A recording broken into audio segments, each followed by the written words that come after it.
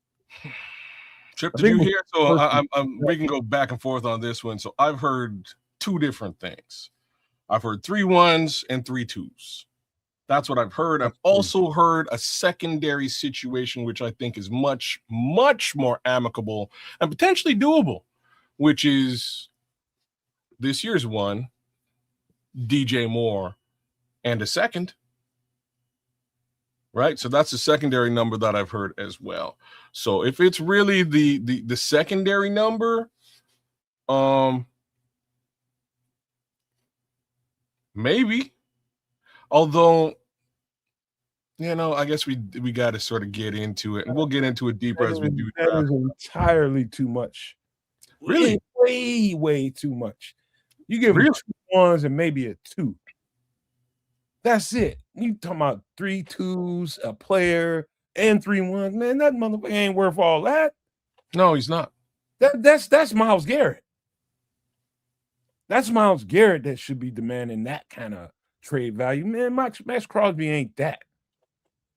He's good, but he's also injured large parts of the season. You know what I mean? And he's if you think about it in the schematic, from the schematic point of view, I need you to set the edge too in the run game. And he's kind of light. See, Chris Brown, that's the second one that I've heard is the first, a second day pick, whether this year or next year, and DJ Moore. So that's what I'm focusing on. That's what I'm leaning towards. I think, to be frank with you, that could be done. That's not super crazy to me. If you're getting into what Nomad's talking about, and that's the other one, the other report that I've heard, abso-effing-lutely not. Which then leads us to, and there's Romy right on time with it. That leads us to, well, there's still a couple of guys out there that require no picks. Yeah. And their Romy 1972 is, Hendrickson, you give no picks and get similar sack production. And ain't that the truth, Ruth, right? So there's that. There's also been, and I don't know if this one is true. But, word on the streets is that Khalil Mack has been saying some cool Bears positive shit. Like, I kind of need to get a chip, so I've made my money. Maybe it's time for a reunion. And then I looked at Khalil Mack's last 2 years' production and cringed. No bueno? It ain't. All right. So Austin Booker had 5 sacks this season. Sweet. Khalil Mack last 2 years has had 6 each year.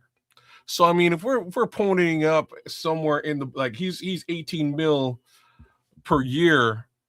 If he takes a bit of a pay cut, let's just say he's down to 12 mil a year. That's pretty steep. It's still a pretty steep climb for a single sack difference than you would get from a guy that you're virtually paying, you're paying on his rookie contract, right? So it's got to be somebody that, it's got to be worthwhile. Hendrickson, I think, might be that guy though, right? He might be worth that. He might be worth the money, especially if we're able to hold on to the picks. So it exists, man. It's well, isn't he I know the actual dates have not happened yet, but the scuttlebutt, or the writing on the wall, if you will, is that they were contemplating franchise tagging him. Like Hendrickson, that is. I'm so I don't know if. Yeah, so he was in contract last year.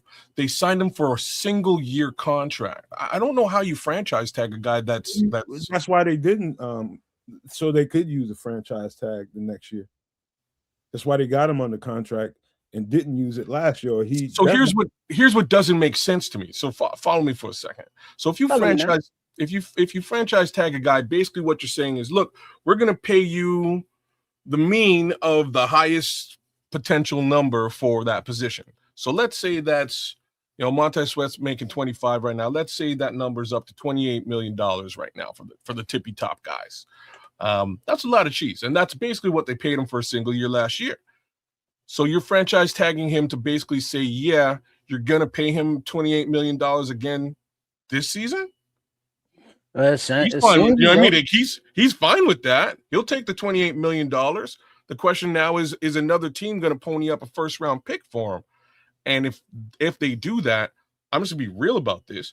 I don't think anybody goes after Trey Hendrickson. He's in Cincinnati for making $28 million a year. Yeah. Either way it goes, man. You know, the Bears have a strategy and a plan, and that's pretty much going to go through Dennis Allen and at the end of the day, Ben Johnson. Ben Johnson, when it comes to the defense, he's going to defer to Dennis Allen. He's going to be like, hey, look, Dennis, you know, I know you need some help on the edge, and we know you need help at D tackle. Let's get everything on the table. Let's get everything on the table and sort through it all. Let's look at everybody. Let's look at the options. Let's get Ryan in the room and let's see, because he's got, at the end of the day, his only answer has to be yes. If they come to a decision, those two together, talking about Dennis Allen and Ben Johnson come together and they decide that this player is going to be the guy that we need, whether it's Max Crosby, whether it's Trey Hendrickson, or whether it's Myles Garrett for that matter. Might be Jalen Phillips out there as a free agent. We don't know. But there's many, many options. And what they come up with ain't going to be a choice of Ryan Poles. It's going to be those two guys that come to that decision together, Ben and Dennis. That's how it's going to play. And Poles' answer's got to be yes. We'll go get him. Period. That's what you should get. It's a yes, we'll go get him. You know, worrying about, you know, what we have to give up. Like Max Crosby, that price for it, I don't know who came with that, but that's ridiculous. Well, it's ridiculous. So I think the person who came up with these numbers, like, let's be real about it. It is ridiculous, but ridiculous for who, right? This, to my understanding, this is Jay Glazer, if I'm correct. I know Jay Glazer is connected very well to Mark Davis, and he's, you know, there's certain teams that Jay Glazer is very connected to. The Raiders are definitely one of those teams. So he put the number out. Obviously, the Raiders camp is like, yo, let's like see what sticks to the wall. You know what I'm saying? Like, that's what they're saying. What it do, Daniels? But that's basically what it is, right? Like they're seeing what's going to stick to the wall. If we throw out an astronomical, ridiculous number, is somebody going to bite? You know, are there fish out there? Is somebody going to bite on this? You know what, kid? I don't doubt that Ryan Poles might have the inclination to take them up on that. I'm hoping Ben Johnson will be like, nah, future of the team is at risk when you do that. You know what I mean? We want to stay young. We want to stay a fresh team. You know, you go give up 3 firsts, 3 seconds. You're no longer going to be a young team. You're going to be getting a whole bunch of goddamn middle of the road free agents, a little bit older to keep your team kind of decent. That's what you're going to sacrifice. And what we heard them say is we want to keep the team young, keep the team fresh, keep bringing in new talent, but if the emphasis on young.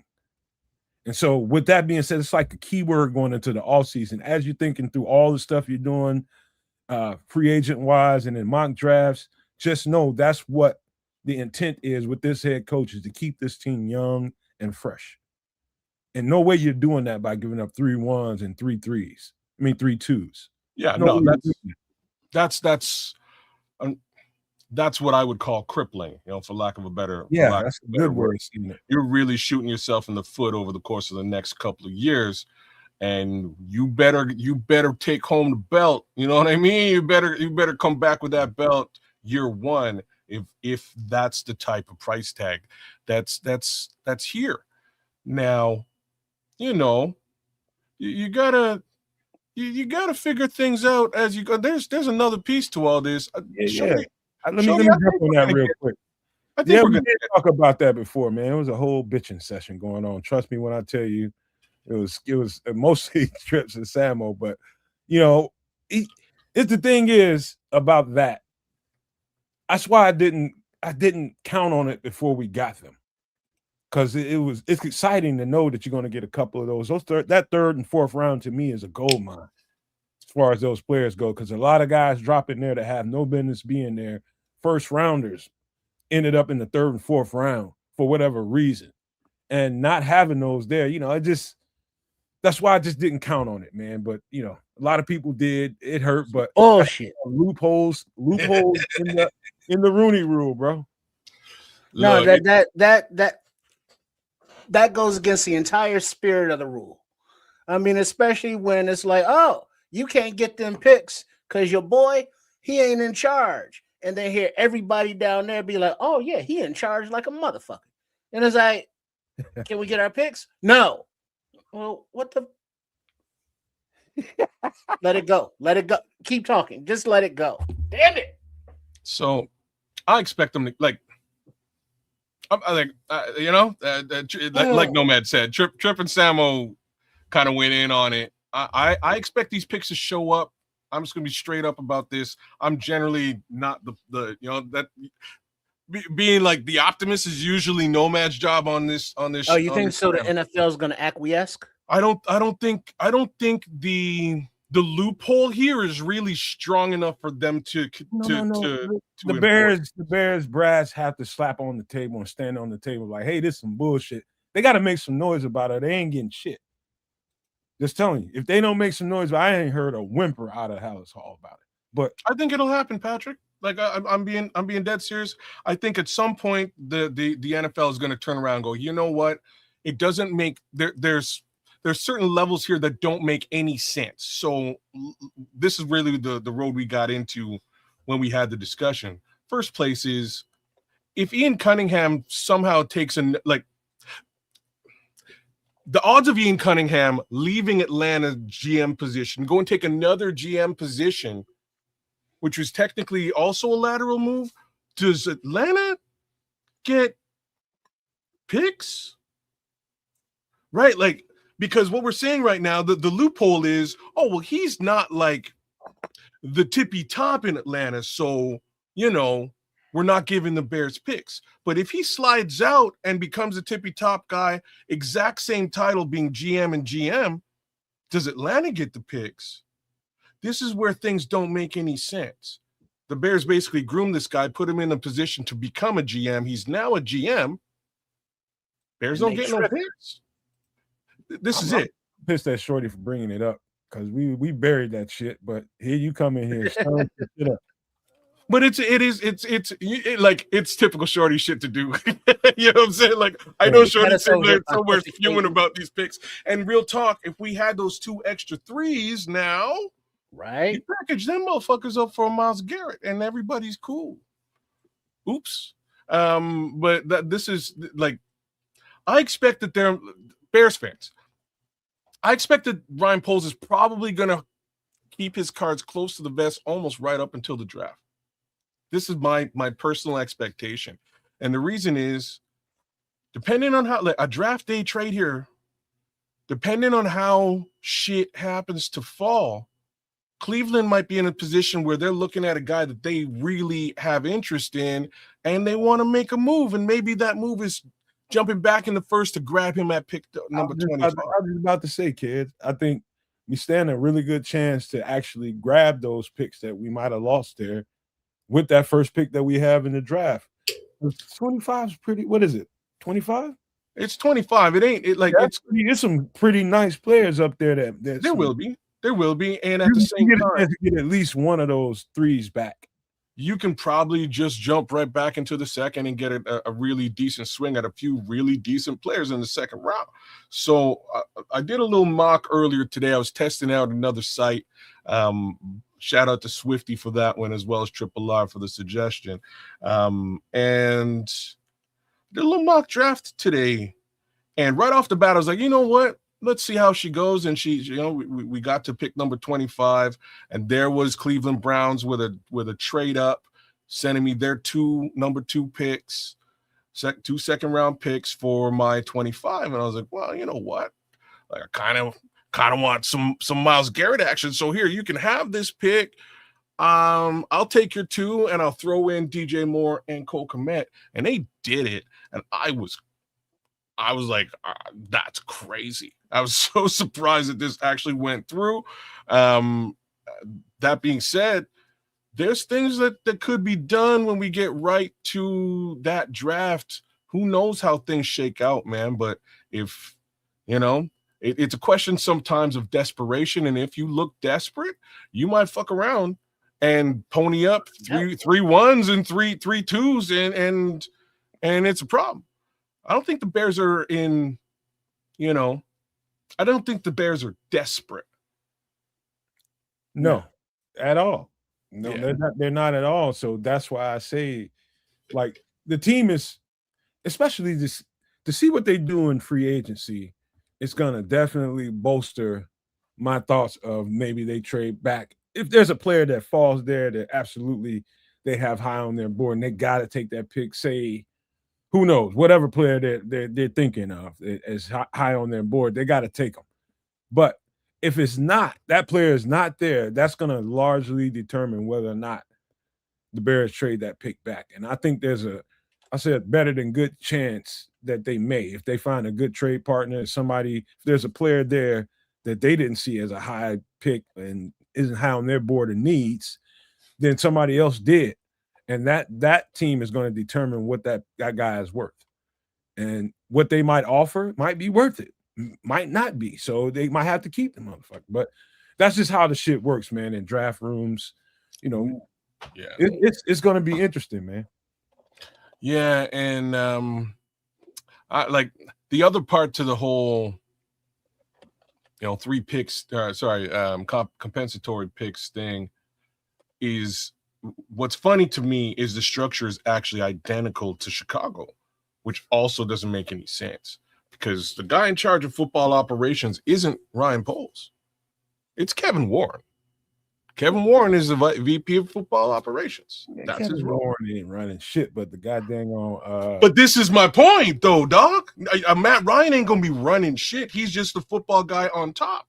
Same line of same part of the organization. Underneath both of those guys, Matt Ryan, Kevin Warren, is your GMs who actually run the real football stuff, and that's Ryan Poles and Ian Cunningham. They're in the exact same role.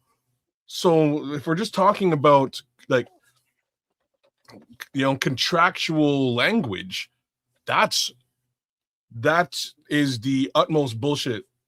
Period. Right? This is really where loopholes come into play, and that is absolute garbage. Well, so, if it's anything, if Kevin Warren has anything to do with anything transactional, it better be about dollars and cents. It better not be about fucking football. Well, but this is the same, very similar situations. Matt Ryan's not going to be quote unquote about dollars and cents, but he's also not going to be signing players or scouting them. It's not his job. His job is actually to connect across the NFL and you utilize his network within the NFL to move and shake. And that's cool, right? But to be quite honest with you, I don't even know how he got the job. He was a quarterback for Atlanta. You want to know the realest reason that he got the job? And you're gonna hate this answer. The answer is that he got Grady Jarrett over to Chicago and out of their pockets. That's the realest reason. Well, I'm not. That's his homeboy is Ryan Poles, and I'm guaranteed he gave Ryan the message. Look, they're gonna let go. They're gonna let go Grady. You come get him. You just went down the X-Files lane. I live in the X-Files, bro. You know me. I'm Fox fucking Mulder. Football Fox Mulder. All right. We primed it up pretty good, man. Any last thoughts on things to do? And let's just say this, kids. I'm hoping Emma was going to show up because he wanted to police this thing with you, man. So keep a leash on your ass for doing something crazy. But I'm trying to kill some time. I mean, unalive some time because he's out with his daughter. He's taking his daughter out to a birthday party. But hopefully he'll be in here by the time you do something crazy. And You ready? You ready to fire it up? It's up to you, man. You want to? Well, we can give him a couple more minutes just to, right, just to be real. We'll give him a couple more minutes, see if we can get some Samo action, because it's always better when all 4 of the Avengers are in the building. Let's. Well, he took his in our time, so he took his daughter out somewhere around 7. So that's about at this point a couple hours ago. So hopefully he'll fall through. We'll see, man. But what in the hell you talking about, Shorty? You've been going off in here. I don't know why, but man, Shorty been hitting up the edibles a little too hard tonight. What the hell, man? Now, anyway, go ahead. Kid. You know, it's the weekend. You know how he do. It's all good. It's all to each his own. Yeah. And twice on Sunday. I've been seeing and hearing some bad. Let me just tell you guys something about some edibles, man. Oh, I had to learn this myself. Uh-oh. My own experience. If you don't know what you're doing and an edible just sound fun to you because somebody told you they're fun. sounds delicious. Yeah, man. Yeah, man. Ain't got to smoke nothing. All you got to do is chew one of them tasty ass gummies up or a brownie, whatever it is. Let me tell you something, bro.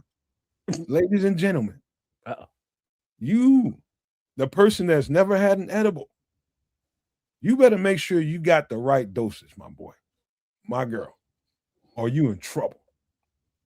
You know what I mean? Like, that could be like a whole damn 24 hours worth of trouble if you get the wrong shit going on. Just telling you. Just put that out there, man. Don't be fucking with no edibles if you don't know what the fuck you doing. I had to learn that the hard way. I gotta laugh, man. Shorty cracking me up, man. He's like, no, man. Hey, man, I was eating a dick. It's actually hilarious. Like, I'm not on edible seed. Look, man. I don't mess with them. I don't eat them.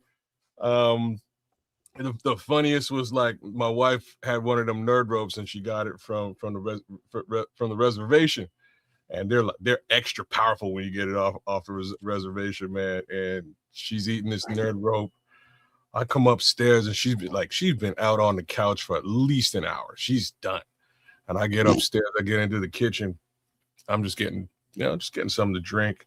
And she hears, me pouring water. She just wakes up. She's water. Water. Water. I said, what are you doing over there? I need water. Bring me water, please. Like, oh, what's up, man? Here's water. She's like, the nerd rope. I'm so thirsty. I couldn't stop laughing. I was like, man, you gotta lay off, man. How much of that rope did you have? She's like, I ate the whole thing. I don't know how much was in there. Man, it was like 1,500 milligrams or something. I don't know. It was like a crazy number. And I was like, wow, you ate this whole thing. She's like, it was tasty. I love nerds. And now it's kind of it's candy. It's not an intoxicant anymore or a drug. It's candy. By that time, and like D Nice saying their edibles sneak up on you. And who was that? Who was somebody? Smitty Q. Him and his wife took a couple of 2,500 milligrams, and they was up all night. Now we ain't gonna go into what they was up all night doing. You know what I'm saying? A nice sativa because they was up. Because the indica they would have been out. But yeah, if you're gonna try edibles, don't be like Shorty and just like grab a handful. You got to start out one at a time. See how they affect you. Yeah.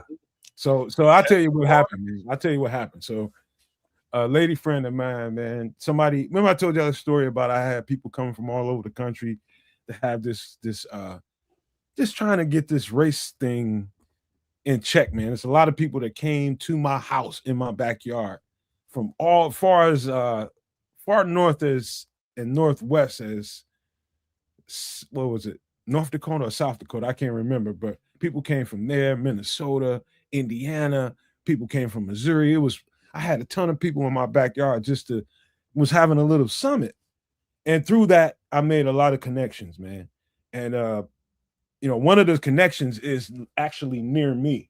And so she makes a regular trip to the dispensary. And she was just like, hey, I'm going to the dispensary. You want me to pick you up something? I was just like, well, you know what? Since you asked, hell yeah. What you want? I really don't know what I want. I never eaten an edible, never had none of that stuff, man. Never. And I was just like, she's got a medical card, right? Oh, she got the medical card. Okay. Right. So I'm not knowing. I'll just give me some of what you got and I'll give you the money for it.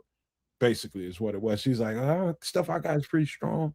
I was like, it can't be that strong, Here, just I don't know what this stuff is. I'm looking at the menu she's got. It's got all kinds of shit on there. Whether it be the little pops and shit that people drink, whether it be just all kinds of stuff, the gummies, everything, oils. And I'm just gonna take your suggestion. So she gives me different everything. So you got some really, really mild grape gummies, some step up strawberry gummies, and I got some drinks. Then I ended up with some oil. And so the oil was the last thing that I touched. Everything else was like, all right, it's cool. Get to the oil. And I was just like, what's this oil? She's like, be careful with that because you got to really, really microdose. Like, chill, fool. I put it in some, she said she put it in some guacamole dip or some shit. I forget what it was. That's why this is exactly how I was looking at when she said it to me. And so I can't remember to this day what exactly I put it in. But man, I put one little drip on that thing. She's just like, try one drip first and then go back. Because, the little microdose stuff, you can kind of it's microdose, called microdose for a reason. You can squeeze like one dip on there and that's it. One drop, that's it. You can squeeze another one on there if you want to, but chill. Man, dude, I put like 3 or 4 fucking drops on there. Oh, you done fucked up. Dog. God. I spent an entire fucking day. Did not wait to get that shit out of my system, man. I was so uncomfortable, man. I was just like paranoid. I ain't never been that paranoid in my fucking life, man. It was crazy. I could not wait. I was like, never again will I try that kind of oil ever. It's still down there in my shit right now, old full ass bottle. I ain't touching the shit. That's just gonna be there when I'm gonna be somebody's ancestor. Oh, you still have it? I fucking yeah, I got the whole bottle. Just try one drop, just one at a time. Here's what you do. You get one drop, you and your lady under the tongue, and y'all binge watch some shit. Instead of like a margarita or a drink, you know what I'm saying? Just do some oil. Man, like a D Nice. He's nice off of drinkable because they got the gummies, they got like the nerds and the different kind of candies, they got the chocolates, they got the brownies, they got the drinks like like sports drinks and like your Red Bull kind of drinks. But then they got the cough syrup kind of things and the dabs, and it's just a whole thing. Man. Oh, Benjamin, take it easy, dog. I know what that is. That if you had 2 drops, if you had 3 drops of oil, a space cake would send them into outer space for real. Damn. Yeah, Mars man. Re-inhabited. I used to be that guy. I'm just not that guy anymore, man. I have, for the most part, been completely sober off of that stuff for almost a year now. So I'm clean and fresh, and it feels good, to be honest with you. But I had some fun times, man. There's like I'm gonna bring up something that I don't know if any of you guys are familiar with. Anybody familiar with Jamaican gum? Before you go there, shout out to Ron Winarski for renewing his membership. Been a member for 4 months. What up, Ron? Right on, right? Thank you so much, man. We need you. But go ahead, kids. Yeah, man. Jamaican gum. Craziest buzz I've ever had. It's basically hash, and like a lot of folks, some folks mess with hash, some folks don't. Back in the days in Canada, it was easier to find hash back in the days than it was to find weed. It just was. So that's what we used to smoke 90% of the time, and then everybody started growing it, so it was like ubiquitous. And then the hash just kind of got phased out, man. But we were getting hash sent up here from Jamaica and from the Middle East, like some good shit, and it was crazy, man. Wait a minute. Like Time Afghan out, Brown. Oh, time look out. at you. Hold the fuck up. Shorty. You're telling me that they're selling marijuana drinks in fucking Bible Belt ass Georgia. You what? Heroin or bust In the gas station. Oh, no fucking way. These motherfuckers down there in the South, they ain't doing man, you can't even buy liquor on Sunday in some places. Man, in the gas station? Sure. Of course, people are pulling up in the gas station and they're waiting to get home or to their destination before imbibing, of course, right? They're not turning up on the road, I'm sure. Come on now. See, that was the one thing. Like, we're doing it now too, just not the marijuana drinks, but that was one of the things that threw me sideways the first time I went to Florida when I was of age. You get to Florida, I don't know, me and my cousin are hanging out, and it's like, hey man, let's go get some brews. Well, all right, word. So okay, where's the liquor store at? In Canada, you got to go to either the beer store or the liquor store to get your shit directly. You can't just go to the corner store and get beer because you might drive drunk out the gas station. Like, it's just common sense. At least to me. I get to Florida, we go to the gas. We had beer in 4 or 5 minutes, and I was like, bro, what are we pulling up to the gas station for? He's like, oh, we're gonna get some beer. Son of a bitch, are you crazy? I said, no, just get in the gas station, bro. I get in the gas station, man. Everybody lined up. Grab myself a couple of Schlitz. You know what I mean? Some Schlitz. What was it? Malt Liquor Bull. Yeah, I got some St. Ides Special Brew. Got all kinds of crazy stuff. You know what I mean? And pulled that down and got out of there. And I was like, I'm so flabbergasted that we just went to the. And like, I'm not expected to be driving drunk. It's just the honor system. I think I was in New Hampshire, I think it is, or Maine, northeast, Portland, Maine, over there. But their liquor sales are regulated by the state, so they don't have like typical liquor stores. They have state-run facilities that you go buy your liquor at, and guess what? Drive-through, my brother. You know what I'm saying? So you can pull up in the drive-through, order your shit. They bring it to you, hand it out the window, and you just cruise on off. You know where you won't find a drive-through liquor place? In Chicago? No. Hell no. Okay. Like, I'm just saying, I'm at this point, I would not be surprised if it exists. You ever heard of One Trip? I'm thinking that gas station that people about O'Hare, they go get their cigarettes for like, cheaper by the carton. There was a spot by I mentioned before, Laurie's Pizza and Liquor Store.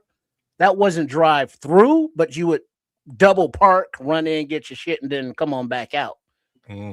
But an actual pull up, order your liquor, not in the city that I'm aware of. Hell no. But those places do exist, just not in Ohio. the city. I saw it in Ohio. I'm just like, oh, what? So, but if you know the terrain, if you know the territory, then you know what you can and can't do.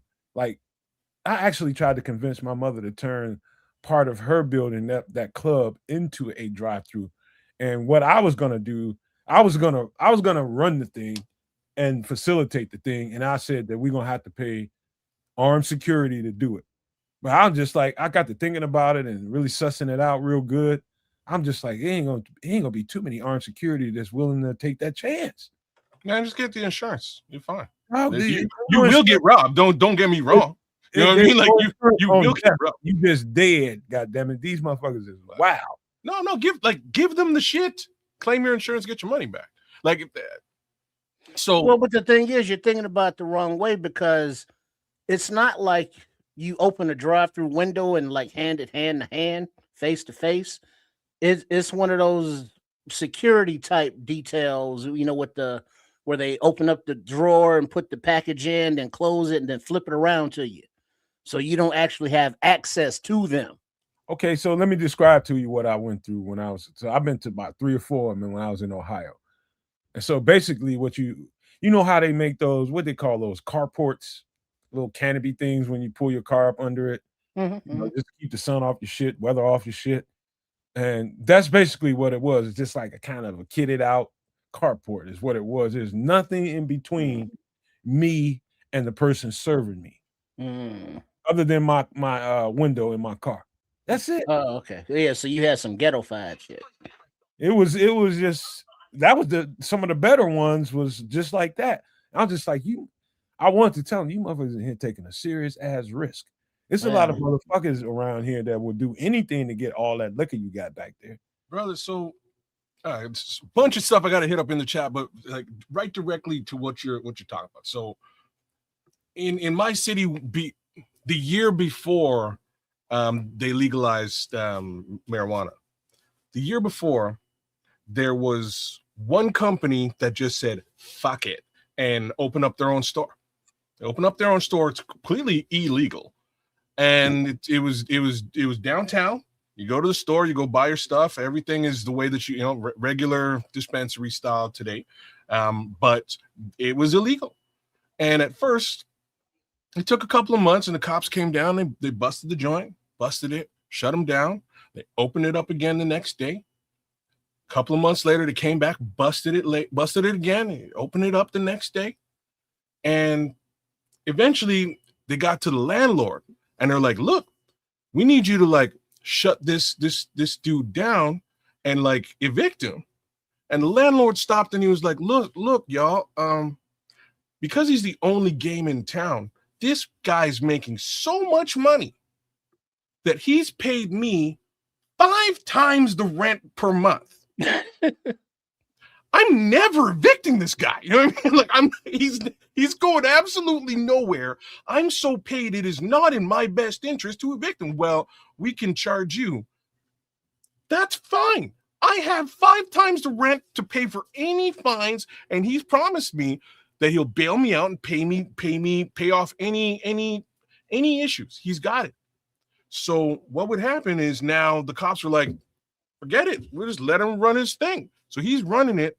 Now the gangsters are up. Okay, well, like this dude's downtown making a bunch of money. A couple of dudes kind of decided to black mass that thing and just drive a truck right up in the front window. Guns are blazing, took whatever they could take, and left. And straight up, the people that were there were instructed to give them all the shit, give them what was there. Hands up, it's all yours, gratis. Just make sure nobody gets hurt. Or you get your ass hurt here. Well, that's what, like if that's what it is, that's what it is. They just let it go. Maybe. You know what I mean? They let it go, and high risk, high reward. That's why nobody does it here, bro. There's a reason. There's a reason why people don't. Trust me, if that business model is successful in Ohio or wherever else in the world, you would think somebody would think up like myself who thought of that. And then once I sussed it out, like nobody wants to die protecting your liquor. Well, no, nobody wants to, but you pay them $10-15 an hour, they will. Well, they were paying these guys were getting paid way more than that. And this is what I can tell you because of there's always a price. The inherent risk, right? There was an inherent risk that they were taking on just to be there. And like, let's be real, at the time, because it was the only spot, these guys are fresh out of jail and probably weren't getting decent paying jobs anyways. So he had a specific, employee type that he's bringing in. They're doing what they need to do, keeping game real and making good money. He's making crazy money, and people are trying to trying to take over stuff, and it just couldn't be done. Look at it this way: if you're a proprietor, right, you're selling, you got a place and you want to open up an establishment like that. Okay, you do like trips. You found some guys that was willing to take that risk, and so let's just look at it this way. Let's just say when it came down to it, somebody upped on them and decided we're going to take your shit. Those guys particularly said, you know what? My life is too important. Go ahead and just take the shit. Don't hurt me about it. And they just empty your shit out. And so what you're going to get, your shit's going to be bonded. And so everything is going to be replaced. But the time it takes for you to fill out the paperwork, do all of that, and get your stuff refurbished, it's a process to that. I had to look into it to see exactly what I was getting myself into. And I was just like, man, no. Yeah. So you might be down for a couple of weeks before you got your reimbursement check to get you some more liquor. That's not good business, man. And somebody's just gonna say, "Olay, don't hurt me. Just go ahead and take what you want, but just don't hurt me." That person gets away scot-free, nobody's hurt, but your shit's gone, and you got to wait all this time for your reimbursement. That's money lost. That legitimate version of all this is definitely a time. It's not the time in between getting your money back and re up and going back to the market is a bit of a pain. But for this guy and his setup, he's not claiming insurance. Nobody's going to insure him. So it's just a question of how much money am I, you know what I mean? How much money am I really raking in? And to the tune that he's paying the landlord 5 times, like he's serving a city. You know what I mean? Like the entire city, there's lineups out the door on any given day. So he's making business. You know what I'm saying? He's making money hand over fist, and it was like, hey, so I got robbed. Fucking nobody got hurt. Cool. We'll just fix the glass. I got another shipment tomorrow. We're gonna do it again. And he just kept it rolling. Opened up 2 more locations across town. Same stuff happened to those locations. Don't get me wrong. Canada, right? Say what? See, it's in Canada, right? Oh, I said, yeah, it's in Canada. Yeah, it don't work like that. Different situation. Like, don't get me wrong. Different situation. Yeah, you might get blasted in the U.S. It's a whole different world, but that's what he did here, and it worked. It was actually like, so here's the end of the story. The end of the story is once it became legal, they shut this dude down and refused and like revoked any possibility of him ever getting a legal marijuana sales license. Like that dude's screwed now. But he came away with a whole bunch of cash during that year and a half period of time just before legalization. He made a lot of paper. Well, here, I think the downside here is I don't know how the shit works in Canada. You telling me how it goes, but here I've seen that process, heard that process, sussed out some things, man, and I'm telling you, there will be drive-through liquor stores unless they change the laws on some things, which they can. They can alter some legislation to help people get back in business faster. But somebody guts your liquor, establishment. So you got to understand how liquor gets to you in the first place. Shipments and delivery. So you got to have a regular, nice thoroughfare of those products coming, whether it's Budweiser products, whether it's Miller product, whatever products there is, liquor, whatever it is, you just hope that these guys, they deliver on time, and you expect them to come every Tuesday at this hour. If that's the case, great. If not, not so good, because the shipping business the trucking business is struggling right now, just to say the least, is really struggling. And so everybody's stuff is kind of hit and miss, or we didn't get this week. We didn't get that this week. And so is the insurance market. And so it's for you to get the reimbursement on the goods that you lost with your bonds. It might be a hit and miss. So the cost of doing business is that too. So whatever it is in Canada, it is, and that's good. But here, that's a hefty lift right here, man. Yeah, I agree. Part of the world. Wild West now, like I say. The reality is somebody would get hurt. That's really the reality there. The upside is, again, bunch of people get served, but he would make a lot of cash. And to a certain degree, the general mass public is like, yo, like, I'm getting my weed. It's fine by me. You know what I mean? I'm not really trying to cause a ruckus, but like, yeah, somebody out there is, there are nefarious human beings out there who would look at it differently, man. Look at Smitty Q, truck driver. Shout out to our local truck driver. This is our boy Smitty Q. He says, knock on wood, Nomad, I'm rolling good right now. And a lot of truck drivers, and I'm knocking on wood for him right now. It's a lot of truck drivers, and I pray Smitty Q keeps his role going, man. But it's a lot of truck drivers going out of business. I ain't talking about just the drivers, the trucking companies. Why? Man, that's a whole political conversation that ain't worth getting into. But tariffs, shipping, that kind of orders, people, just the business as usual kind of thing ain't as usual like that. Yeah, it's very irregular. It's very irregular. I've seen, like, at least that I know of, 2 big trucking companies fold tent. 2 of them in the same area, in Georgia. In Georgia. There's a big trucking, they got big trucking depots there, man, big trucking hub there. A lot of people roll out of Georgia. vidIQ will probably tell you that. What up, Terrence? Yeah, it's not good, man. So when you got that being questionable about, you're talking about the delivery of goods, distribution, that's questionable. What in the hell makes you think that's a good idea to open up a drive-through liquor store and you know you're gonna get robbed? That ain't smart. You know? Well, It's not. But I mean, it's just like any other liquor store, dispensary, or cash business. Look at the guys trying to hustle on the corner.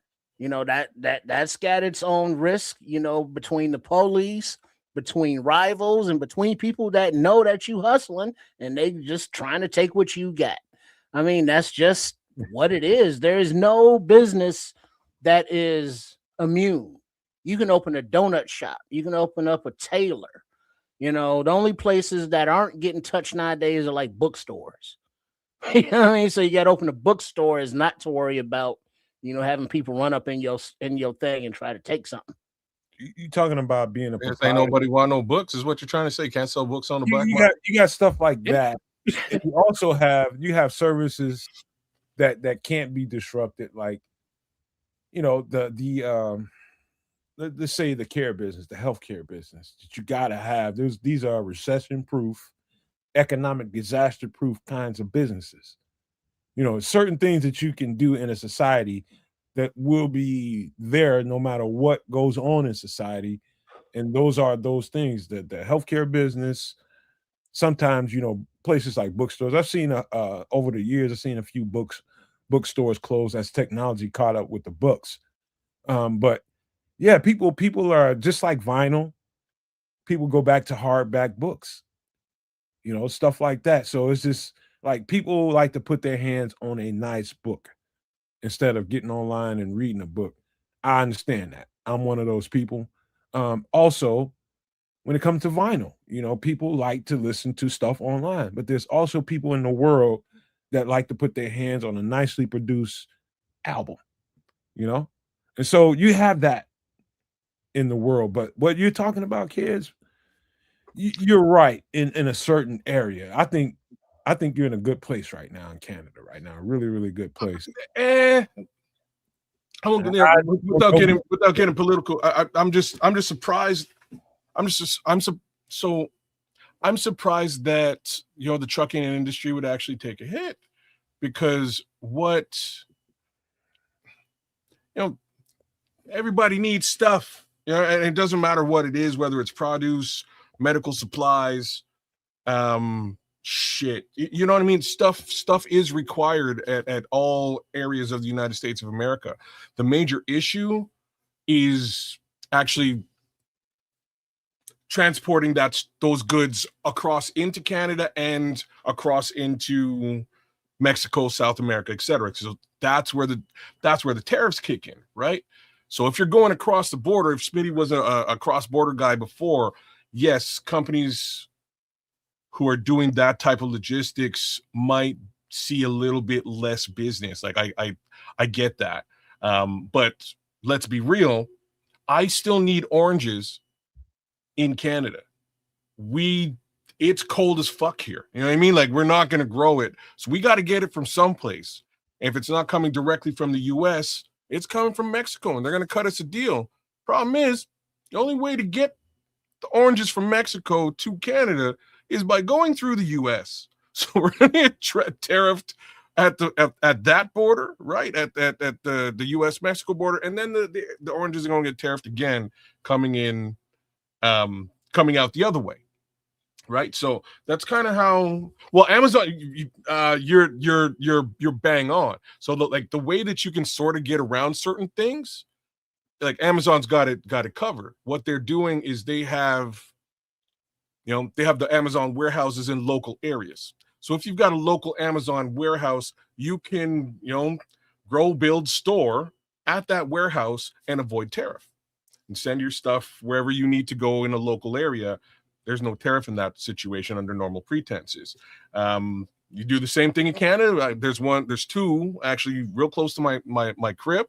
For the most part, they've got a set standard list of stuff that they have access to, and they ship it out. And those guys, again, it's generally not tariffed. The company I was working for has business offices in both the United States of America. They have it in Brazil as well. So South America, United States of America, and Canada, they can do business locally within each country and completely avoid the tariff. So there's ways around this stuff. It's just like the big things that are transported is, again, produce, steel, aluminum, and car parts. Caution you, man, because this is what whenever shipping lanes are disrupted, wherever travel lanes to get those goods from A to B, whether it be by port, whether it be by road, whether it be by air, these lanes of distribution, when they're disrupted by negative policies in certain countries, once it starts evolving into where it seems to be going right now, and shout out to vidIQ for sticking in there, the people, not only the most important thing is the people on the ground that have to finally deliver those goods from A to B. The stuff that you get from Amazon, the stuff that you get from wherever you get it from, the stuff that gets to your business that you ordered, whatever it is, it's the people on the ground that deliver those goods from A to B. That's the most important thing. It's the most important thing. When those pipelines start to be disrupted, the people that are making money on the back end of that, they're going to be like, oh, you're doing that to me? Nah, they're going to be pirating people's pipelines that go to Canada, people's pipelines that come out of Mexico and going into Mexico, going into wherever part of the world. They're going to pirate those things. They're going to get on the seas with a pirated ship and take your shit. And so that's the way that game is played. You taking my shit, you going to mess up my stuff, I'm going to mess up yours. And so that descends into madness when you start looking at it in the macro view. It descends into madness, and we're just at the very beginning stages of it. So to keep politics out of it, the people who are most affected by it is always the people on the bottom. The people that have to work these jobs to take these goods, like vidIQ. The people that have to receive these goods, like me, you, and Trip. These are the people that are most affected by it. The people at the very top of that echelon, it's just a little cat fight for them. That's it. But that's the real deal. And people are starting to feel that. Yeah, no, you're right. And Smitty's sort of hitting it. First things to say, you're rolling to New York, Smitty. Ride safe, brother. Make sure, make sure you get there in one piece. Drive safe. Yeah, he kind of nailed it there a little bit earlier, because it's less to do with anything more than what those drivers are getting paid, right? It's hard to keep drivers now because I won't get into it. It's actually less tariff related. It's something else that I definitely won't get into. But there's the dollars and cents that were going to those drivers has really been eroded over the last 5 to 10 years, and it's tough to keep them. Those guys are looking to do other things and get paid, differently. So, that's part of the industry issue right there. But shout out to those guys. Like I say, the job that I do is very specific to the trucking industry. I do a lot of business with fleet managers and things along those lines. So again, roll safe, brother. Make sure you get to where you got to get to. Outside of that, Patrick's asking me, what does the rest of Canada think about Alberta leaving? I don't think Alberta's ever gonna go anywhere. There's that. And I'll keep it as simple as that. They have the the politicians over there have a specific lineage or linkage to a certain group, and if they want to leave, they can. Funny thing is, my kid's over there. I'm not sure where that leaves him, but I doubt they'll ever actually leave. I don't think the real upside is they leave. It's a problem because there's a lot of, that's where all the oil is. It's a big problem. All right, kids, get ready to get your machine fired up. But I'm going to end this conversation with this. It's a lot going on in the world, and we specifically stray away from politics because it's so dang on divisive in this country. And I personally have some extremely strong viewpoints on this, and I think it's better for me personally. I ain't talking about these two, but I think it's better for me. And most importantly, it's good for the channel to keep everything on an even playing field. Because if you start straying from one side to the next thing you know, it starts getting really, really, it's a lot of hot sauce that comes with that. And it ain't worth all of that. Losing people that really, really connect with you, just because you stay out of politics. People that really, really connect with you. It's best to stay out of that, man, when it comes to this show. This particular platform, because that's not what this platform is built on. And the divisiveness is very, very real, and we see it every day in our lives, man, here in the United States. So it's intentional to stay out of that, man. But we're gonna fire this Bears thing up, and guess what? Until Samo comes, or if he comes, I guess I'll have to be the police, kids, man. Oh man, I hate when you're the police. God damn it. That being said, just to touch on your political thing, one day, and I hope that day is soon. I feel like that polarization is going to erode. So when it does, I'll be a happy guy, and maybe we can have a little bit more poignant conversations. But that being said, FGB, my boy Shorty says. So does Romanarski. Romanarski, we love you, bro. And let's do a little bit of management, shall we? All right, man. We're gonna keep you on the straight and narrow the best we can. I'm gonna let you be you, man, but I'm gonna shut up. You better damn well be me, and you better shut up. I'm just messing with you. So so you can be my player personnel guy. I think that works. What the Trips want to be it? Because I just designated you the goddamn personnel guy. Since you're doing it, you want me to see if I can share my screen and do it?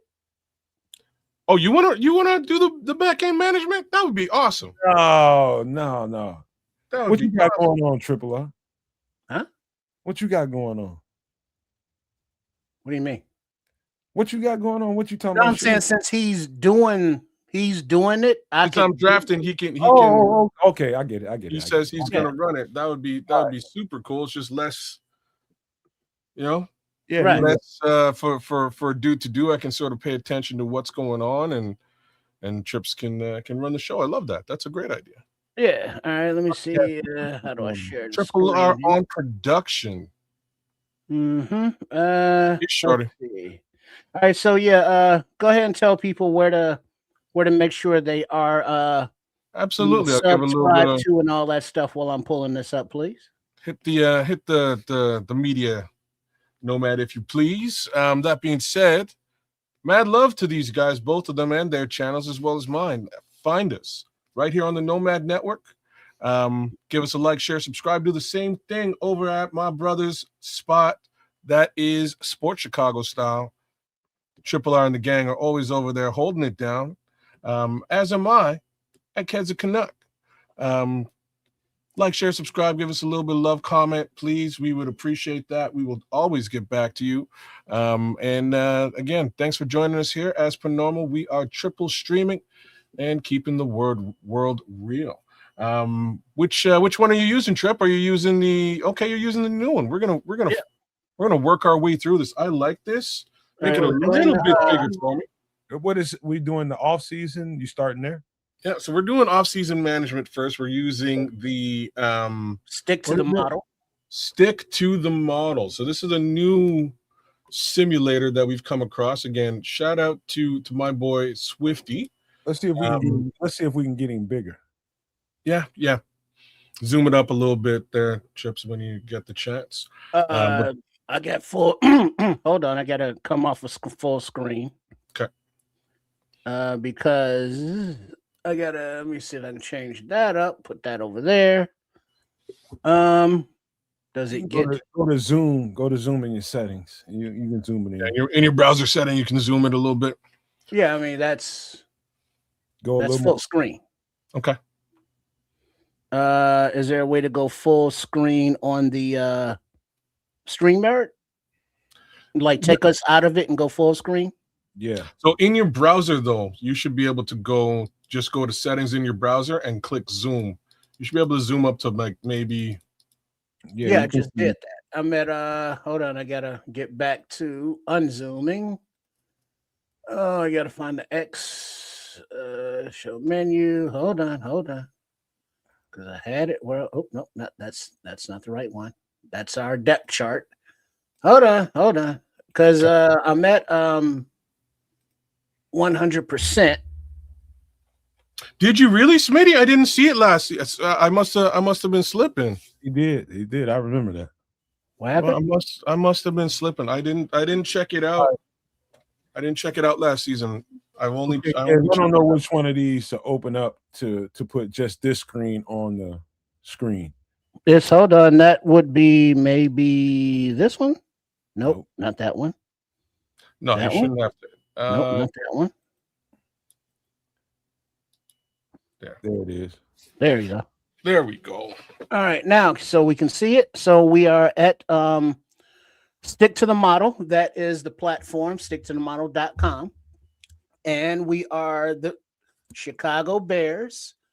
And right now we are under cap management. Then it moves on to trades and free agency. And you can move back and forth between these three. And then once you enter the draft, there is no backsies. It's just forward. Up here, we have a look at the depth chart. There, we got offense. You got your defense. And we run a 4-3, so we put it there. And special teams. The depth chart updates as you keep players, as you make trades, and as you sign them in free agency. All right, so now cap management at a negative 5.3 million. So that's 5.3 over the cap right now is the organization. And we can go player position groups. So general manager kids, the floor is yours. All right, so let's take a look at all of these fun things and see what we shall see. Obviously, we're not doing anything with these two gentlemen here, so we can ignore them as far as the quarterbacks are concerned. Running back position, bye-bye, Roschon Johnson. We're cutting the heck out of him. See ya. Britton Brown, if we're paying Britton Brown money, he's gone too. See ya. I mean, you're saving $1 million there. Okay. Yeah, we're going to work our way through. There's going to be a lot of restructuring that we're going to do, but I'm not going to touch DeAndre Swift right now. We have him under contract. We'll see how he works through the season, and we'll figure things out for him. Let's just scroll down here with respect to these wide receivers. Mo Alexander, see ya. Goodbye.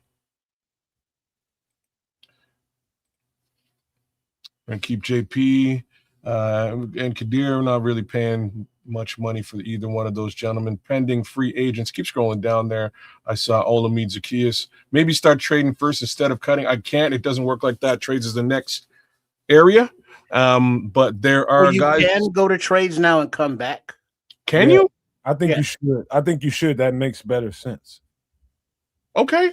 So you can go to trades and then come back to management. I didn't realize that you could do that. Then let's actually do that. I don't mind these cuts though. No. Maybe you should start over. Nobody's trading for Roschon Johnson, Britton Brown, or Mo Alexander. All right. You know what I mean? So we can go ahead to trades though. All right, go to trades. Yeah. So you want to build your own? Before we do, let's see what's now there are trade offers. Run through these offers. I'll be right back. Run them through. All right. There are trade offers built in within the system. The first offer is The Philadelphia Eagles want Cole Kmet. In exchange, we get pick number 54. The Carolina Panthers also want Cole Kmet in exchange for pick number 51.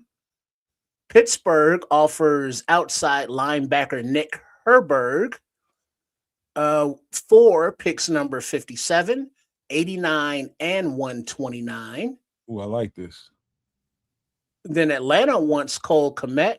And then the Bears would get 79, 114, and 196. Hold on. Go ahead. That's Trips has got a fire alarm. So I like this, man. We should have been using this model. Shout out to you, Smitty. Man, who was it? Patrick Higgins? Who said that I think Smitty was saying that Smitty was saying that we should have been fucking with this. That's true. That's true. So it looks like a lot of Cole Kmet love out there. Don't necessarily like any of these suggestions coming at all. Say what? You didn't? I didn't see this coming, but I'll be right back. Give me a second. Don't do nothing. So you don't like these three picks for Cole? 79, 114, and 196. That's looks like the best offer. I don't necessarily like any of those. Okay. What was the final one? The Nomad strangely liked the Atlanta. The Atlanta. No, it wasn't the Atlanta. It was Pittsburgh.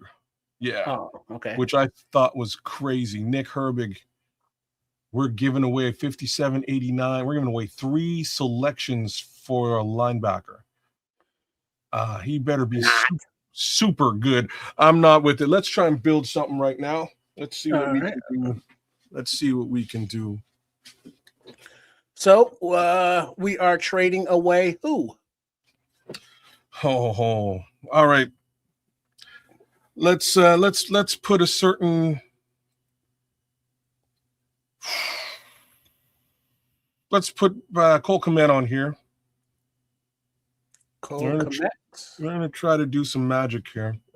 All right, and now it looks like the teams here. It doesn't have like a 2K where you can just click on a player and find trades.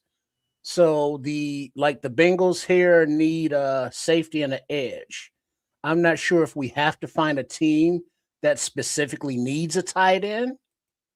No, right, hold on, guys. Fill me in on what happened. You didn't make that. You didn't make a move with Cole, did you? No, not yet, but we might. So let's go straight to Thanos. Let's try and do the end game thing. Let's go to Cleveland, please. All right. Well, Atlanta does need a tight end, but Cleveland. Hold on, Cleveland. We're not. And I do believe that right now that the trade logic is somewhat open source. So are you trading for Myles Garrett? I'm assuming. The only thing that I'd be interested in Cleveland. All right. Now approach getting closer. So it looks like they may want a little bit more, even though if you offered the trade right now, would probably get accepted, but we know that's not realistic. Hey, pause for a second, kid. Shout out to Trips for doing the back work on this. Trips told me before the show that he did some work trying to see how the functionality of this stuff is working out. And shout out to him, man. Everybody give Trips some love for this because we're into a new territory. Trips did the back work on this, man. So shout out to him for that, man. Straight up. Absolutely. I played with it a little bit, but it looks like you beat it up. And that's what I like. I just put out a video about it, just did a little walkthrough. Did you? Yeah. Sweet. Okay. So ad player, we're gonna throw I'm gonna put this up to debate for both the chat, add picks. Add players. We're gonna do picks after. You can put player. Who would you guys be willing to let go of? Get us some Myles Garrett action. So there's really two. There's 3 guys that are in consideration. And in the chat, put a J, a DJ, or a TE for Tremaine Edmonds. It's easily Jalen Johnson, in my opinion.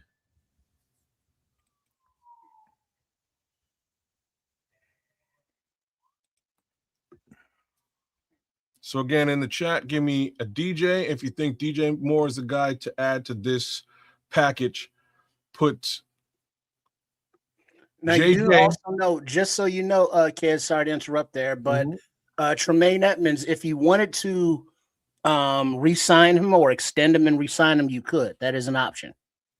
Yes, and that is fair. I'm not so certain I'm gonna do that. Okay. Just because of the dollars and cents associated. I would pick, like, I'll be straight up and down about this. I would cut him and re-sign him after at a lower rate. Well, hold on. This we can come back to this trade because we know what it is, but I just want to show you here that who are we talking about? Linebacker? Linebacker. Oh, there it is. That if you wanted to restructure Tremaine, you can't because it's his last year. But if you wanted to extend and restructure, these are the numbers. Yo, that's actually not terrible, man. So he goes down from a 17 cap hit down to 10. Yeah, extend and restructure, convert base salary, spread out over 5 years, saves you $10.2 million, and so the new money will be 17.1 for 4 years. Holy smokes! I don't think you can afford Jalen Johnson, bro. This guy's going off of a $78 million contract. Well, but I mean, like, the numbers aren't totally real, but it is what it is.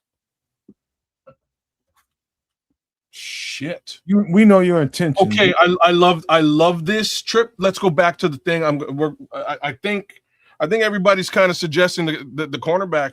So we're gonna try Jalen Johnson. All right, and the trade? Yeah. All right, with Cole Kmet? Yeah. All right, so we'll put Jalen Johnson, and then we will add tight end Cole Kmet.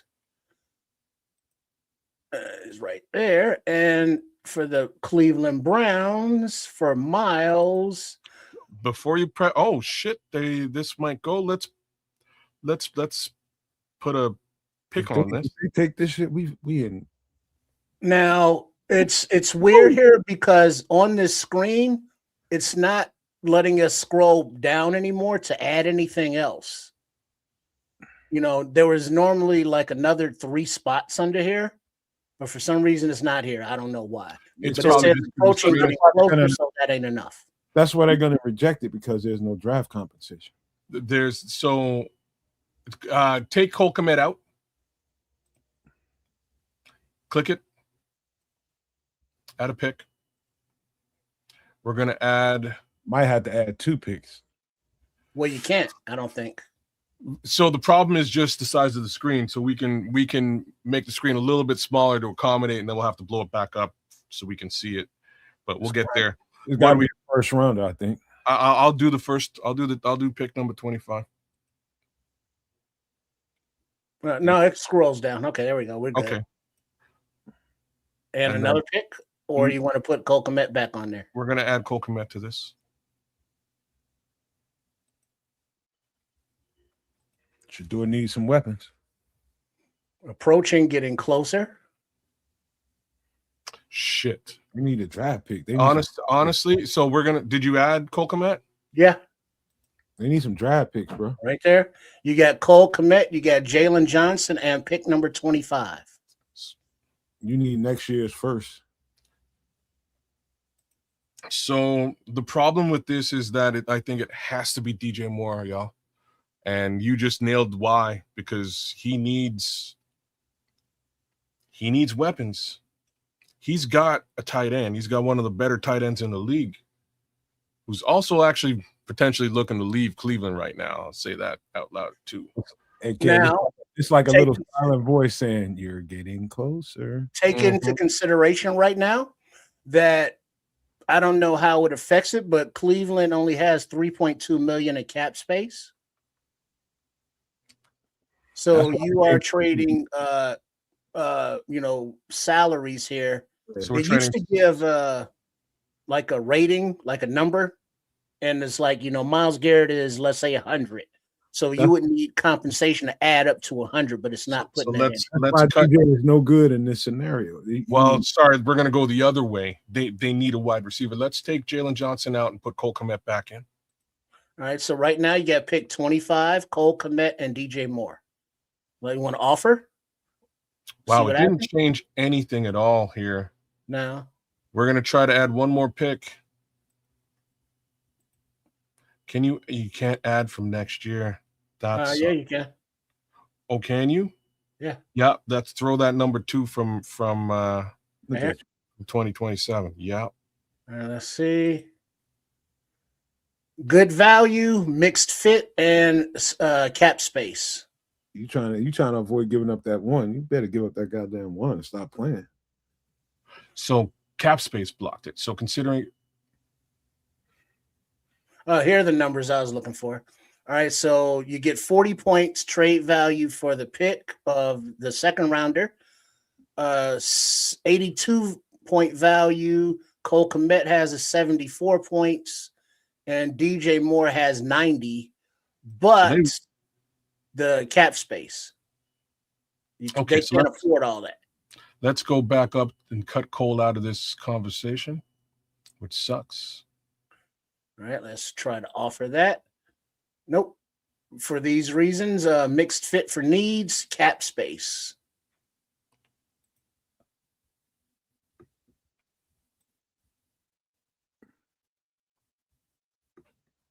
You might have to trade. You might have to trade Romo Doomsday, bro. You want to try to take DJ off and put Jalen Johnson on and see what happens? Do it.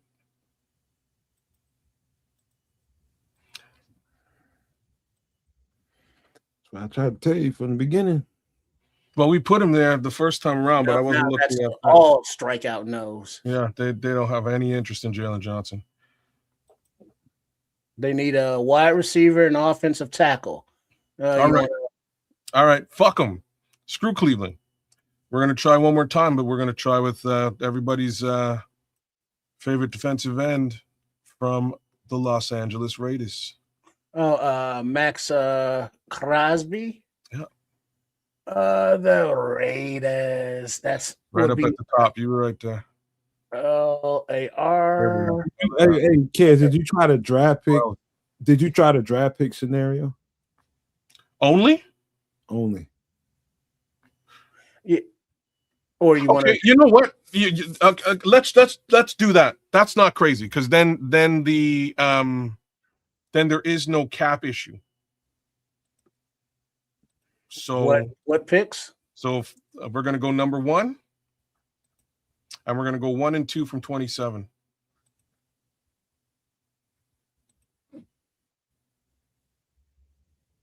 Not a great return there. Still throwing a player. Okay, now it's not letting me add anything else. So we got a second round pick, 25, and Jalen Johnson. Taking Jalen Johnson out, right? Yeah. All right, so we got all right, so that's 3 picks total, right? Am I reading that right? This is 3 first picks. round pick in 27, second round pick in 27, and pick number 25, correct?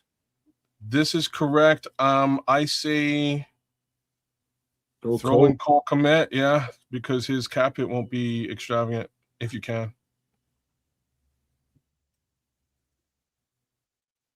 Cole Kmet.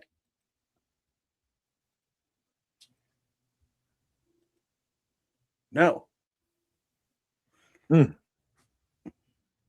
Who else you gonna give up? Well, that they can afford, that they need. I was looking maybe I was thinking Amagaji, but he's injured. Oh, wait a second. So here's the problem. Shit. Look, let's go back to cap management. We have to because it's probably us that's the problem. We can't take on a $17 million cap hit because we're -2 right now. True. Okay, yeah, so let's pick Collins is right, man. You trying to avoid giving up them 3 1s. Well, 3 1s. I went with 2. I'm not sure if will it go all the way down to 2028. Dog, you need three ones to get Myles Garrett. But how do you get 3 ones? Because the Sam doesn't go that far. There you go. So we'll broach that in here in a minute. But let's fix this number now. So we're gonna restructure Tremaine Edmonds. At first, I was like, cut this, brother. But I think extend and restructure at $10 million, he's worth it. Let's go. All right, that made you a positive 4.1 million. Not bad.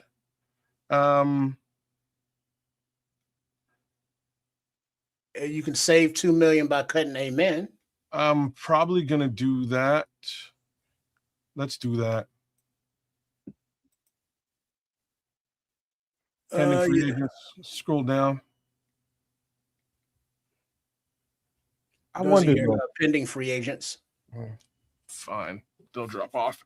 And then you want to look at any position group in particular? Hold on, guys. I just want to throw this out there. I wonder, can you maybe acquire some extra capital by trading Jalen separately and getting in some capital from him and use that capital to get a Myles Garrett? Well, we can also do that with a restructure or a cut. But let's do that first. Let's just look at as opposed to getting him off the team, let's look at cornerback. Trading or cutting or what? So Jalen Johnson has a $24 million cap hit this season. Jeez Louise. Now, if you want to restructure, you can save 6.9 million. Nice. And if you wanted to extend them, you would save 11 million. Or you can look at a trade if you wanted of Jalen. It was saw a team that needed a cornerback, the Jets. They need a cornerback. So if they wanted to give you a pick in exchange for Jalen, that gets his cap off of the books, and it gives you another pick to add into a Myles Garrett trade. Is what I see what you're saying, but are you sure? It says minus 5.3. Well, that's Bears. I mean, he's leaving, going into 83.3.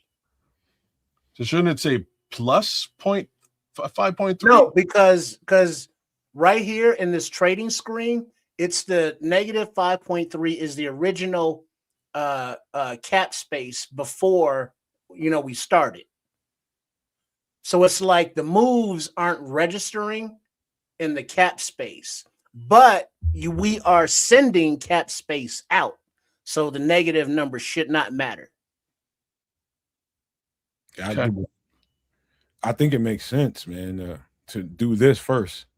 So like if you want to trade him for a pick, like they will, like if you did this. Don't do that. I'm not. But I'm saying, like, if you want to cheat, you could do all of that. What would be realistic? That was cool. What would be realistic?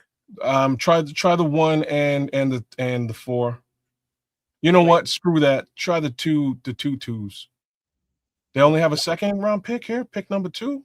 Number 2. Or is it actually pick number 2? What numbers are you looking at? It is. We'll take. Okay, fair enough. We'll look at 16. Pick number 16. So they got 2 first rounders. The Jets. They're not giving that up for Jalen Johnson. Go back to that. Hey, holy shit! They took the Jets deal. Yeah, I mean, I had already clicked the button. My bad. But yeah, that's fine. If they're going to give up the 16th pick in the draft for Jalen Johnson, but remember the values aren't exact. So in real life, don't expect this to happen. No, that probably wouldn't actually go down. But you see how I'm thinking, though, right? No, I got you. And so now you want to go. I'm reading the room here. You want to go back to Cleveland. You still might want to go. No, we still got to. We still need more. Oh, it's 17 million. Right, we can go to Cleveland right now. You go to Cleveland right now. Maybe try Cole Kmet. See what you. No. Let's do this. All right. What do you want to put? Let's add. Let's add a pick. We're going to toss pick number 25. We still have pick. Hold on. Scroll. Yeah, go up. That is up. I thought we just scored pick number 16 from the Jets. Yeah, it ain't on here though. And let's see, nothing about draft picks there. That's the depth chart. Previous, we got it. We just made the, hold on. It's just not showing up yet. Just keep going. Yeah, it's not showing up, but it's in there. But we can't offer it to them if it's not here. You know, I mean, we could do that. And then you say next year's first. Maybe refresh your screen. Well, no, that will boot me out of the system. I don't think so. I think it'll bring you right back. No, it will restart the mode. Mm. All right, so now right on the board on the table, you got pick 25, pick 57, and 2027 first rounder. You want to offer that? let's definitely try to offer that, see what happens. Excellent value, but mixed fit and cap space. So it's not adjusting.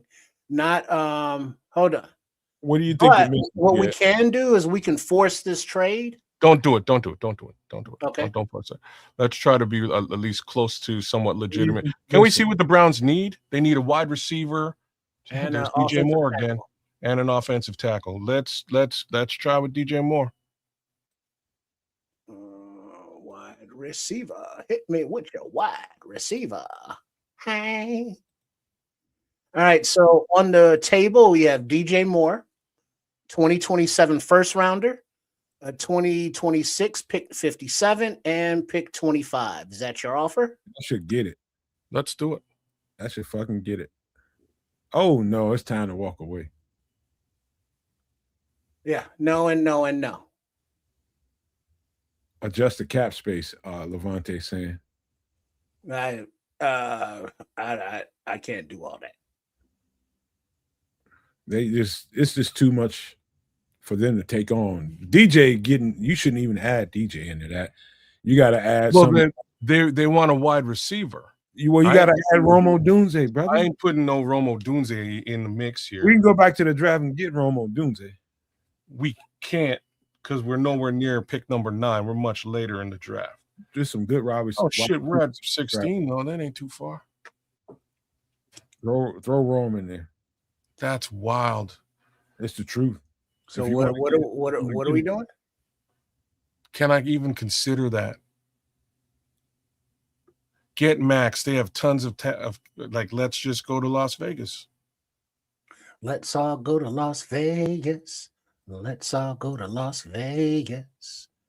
Let's all go to Las Vegas and play ourselves some craps. All right. They need a quarterback and a wide receiver. Wait. Pause for a second, Trips. If you had to trade a player, and I'm ranking those two players, would it be Romo Dunze or Luther Burden? You're asking me?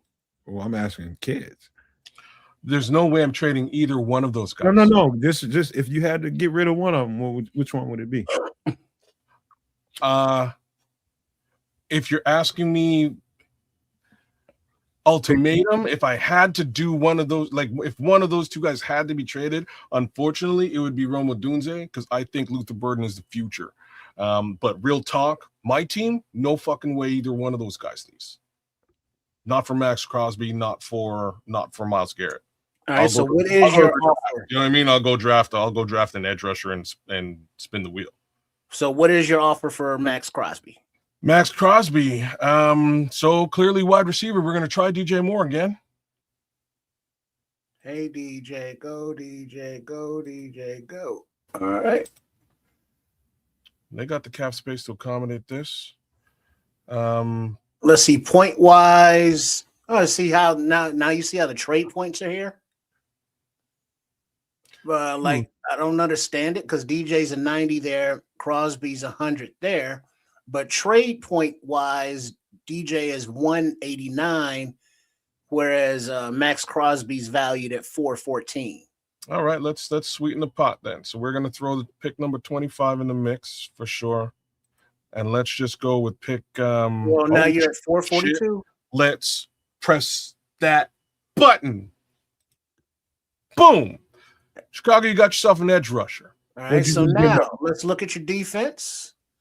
You got Max Crosby, Montez Sweat, Grady Jarrett, Javon Dexter, Shamar Turner, Jeremy Cromot, Deo Odengbo, and Austin Booker under contract for your D-line.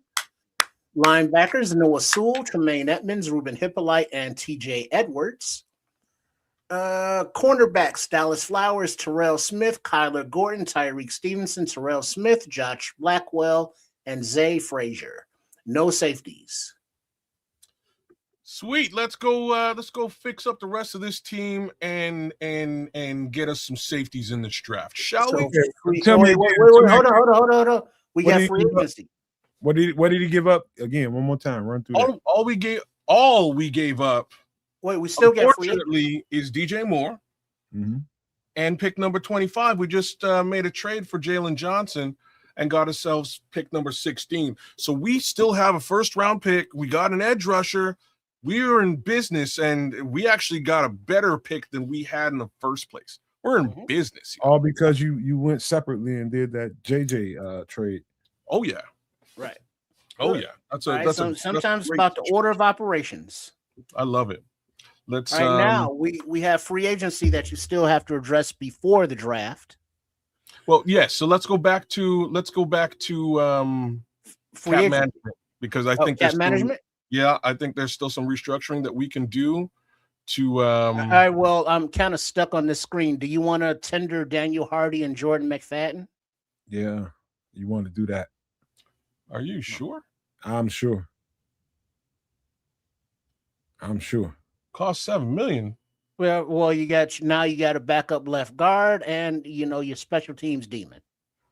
Yep. You got to have depth somewhere. That's fine. Fine. All right, now you said you want to go back to cap management. Yeah. Okay. Position groups. So, let's go to D-line, because we messed up here. We're gonna do something. We're gonna restructure Grady Jarrett. That will save you $6.5 million. But remember, he is 32 years old.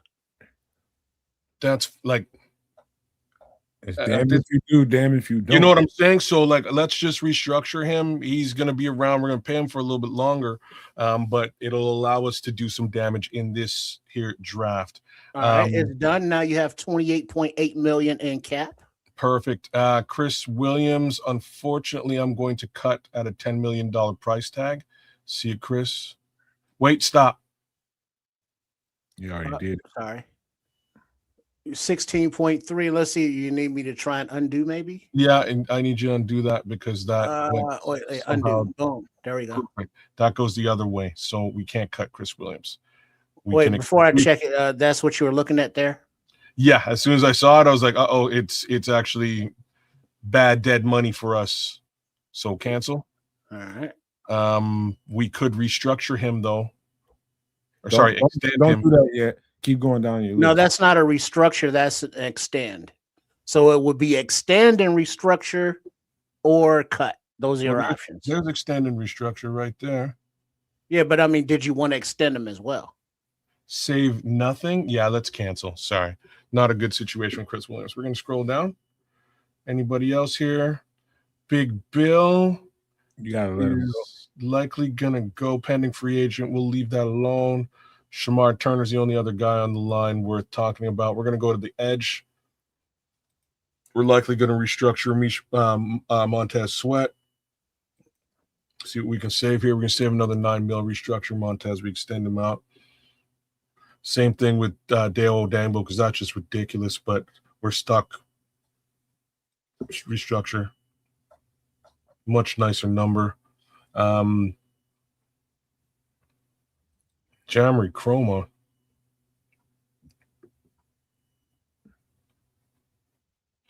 He's saying Jonah. Saying Joe, Jonah, and Drew. Yeah, baby. Yeah. Yeah, King Booker. Yeah, bro.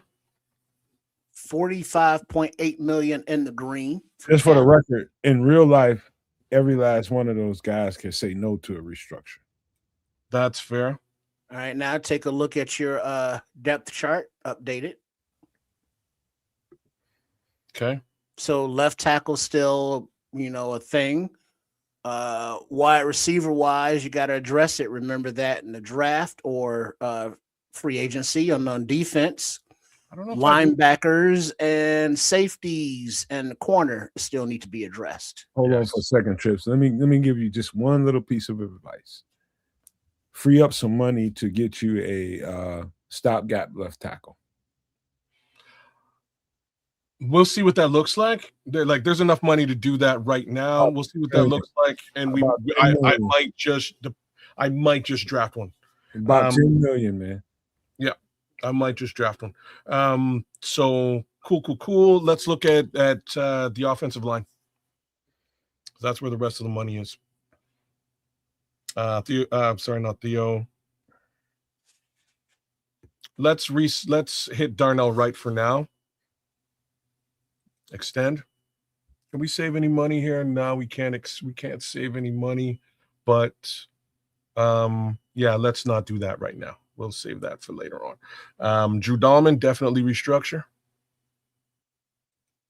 We are going to do that. Yeah, save a couple of bucks. Get him here for a little bit longer. Same thing with Joe Tooney.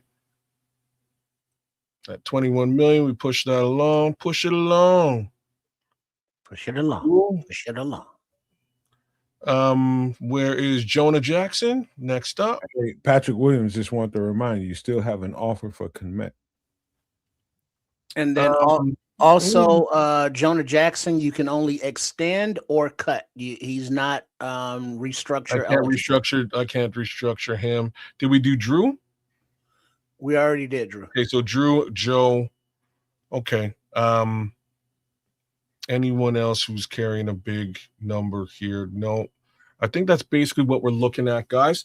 Okay, cool. So let's look at the trade offer for Cole Kmet.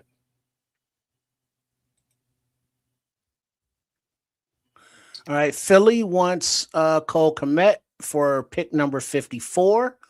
Carolina for pick number 51.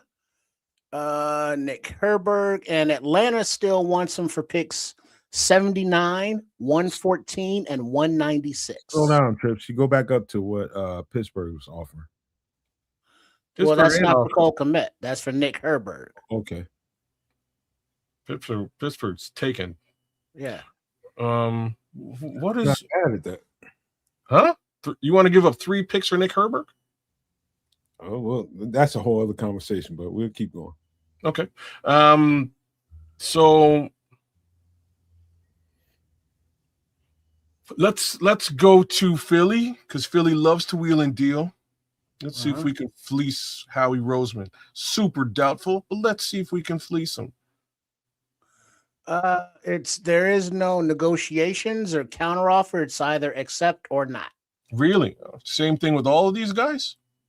Yeah, it's only accept or details. There is no adjustments. There's no negotiations. Take it or leave it. Take one of these deals, man. Because remember, if you take the higher pick you take, you can always trade back in the draft as well. Get what you can get off. All right, cool. So let's trade Cole Kmet for pick number 51 to who was that? Carolina. Wait now, because we're gonna see him. We would see him in Philly anyways. Yeah, that's fine. All right. I'm just. You all right? Yeah, sorry. Go for it. I'm trying to determine which hurts less. You know what I mean? I can't make Philly any stronger. They're gonna have a strong draft no matter what. All right. So you have Cap Green of 69.6. And here's a little look at your depth chart there on offense. Okay. We're going to get on defense. All right, so now cap management or free agency or more another trade. Well, the good thing is before you go there is you just got rid of everything. Wait, don't do it, he says. Sorry. Everything from the old regime. Everything from the old regime is gone. Jalen Johnson's gone, right?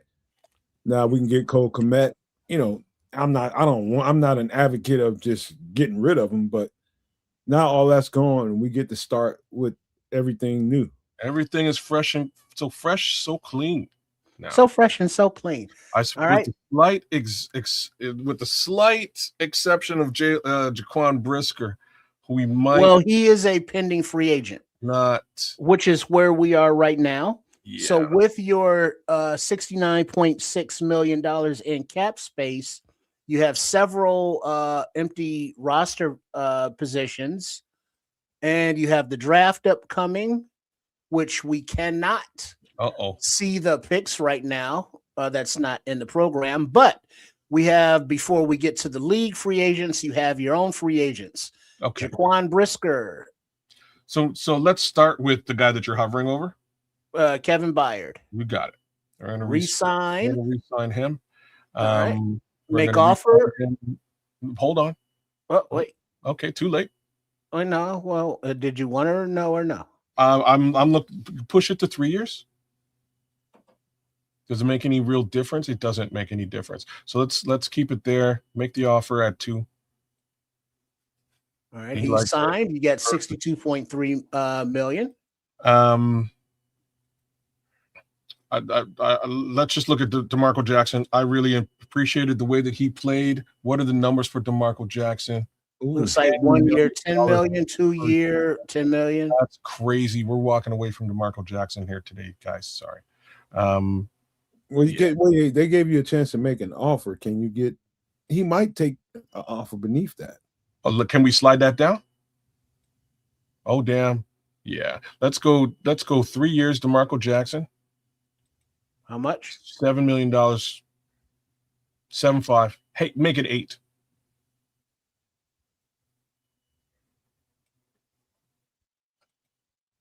Rejected, eh? Rejected. You're gonna have to go $1 more million. Yeah, but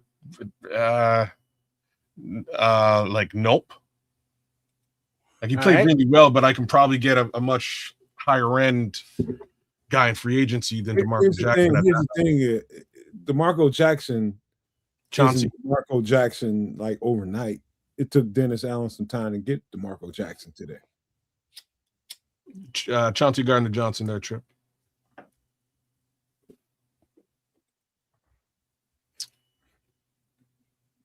Two years, $9 million. There's your 2 safeties. I'm okay with that. You didn't even try to get beneath that. No, I didn't. I was fine. I'm fine with that. Now my safety situation is square. Probably still draft one.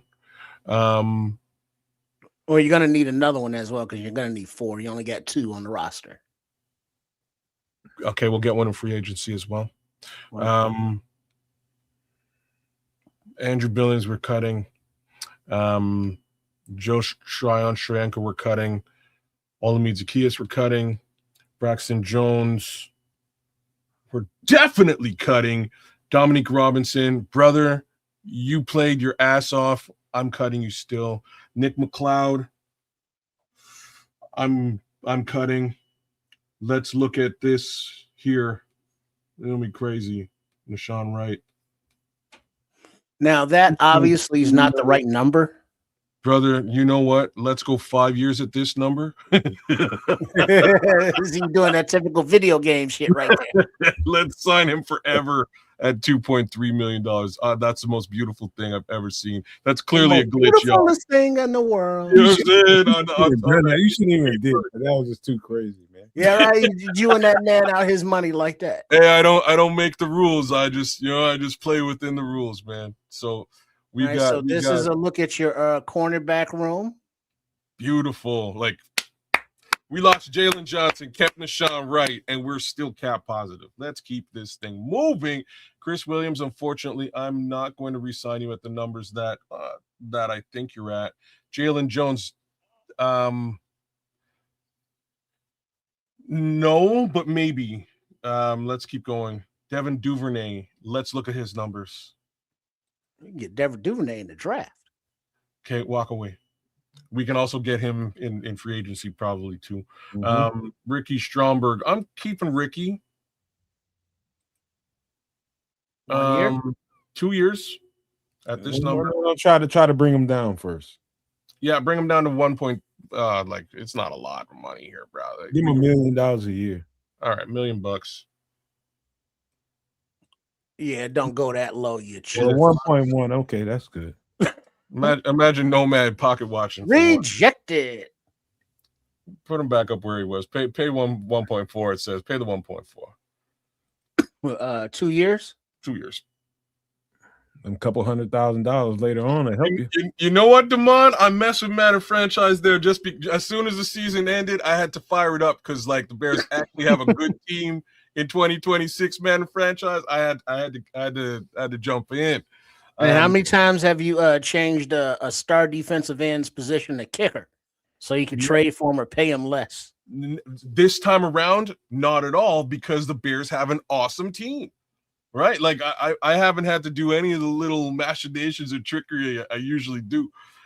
So no Ryan Bates, no Durham Smythe is questionable but doubtful. Case Keenum we're cutting. Jonathan Owens, I'm going to cut you as well. No love for Travis Homer. Jalen Reese. Hey, time out. Did you hear what happened to Jonathan Owens over in Paris? Well, Somebody tried to take his purse. There's a Kanye West joke in here. Sorry. What happened? Did he got jacked up in Paris? Yeah, somebody tried to take his bag.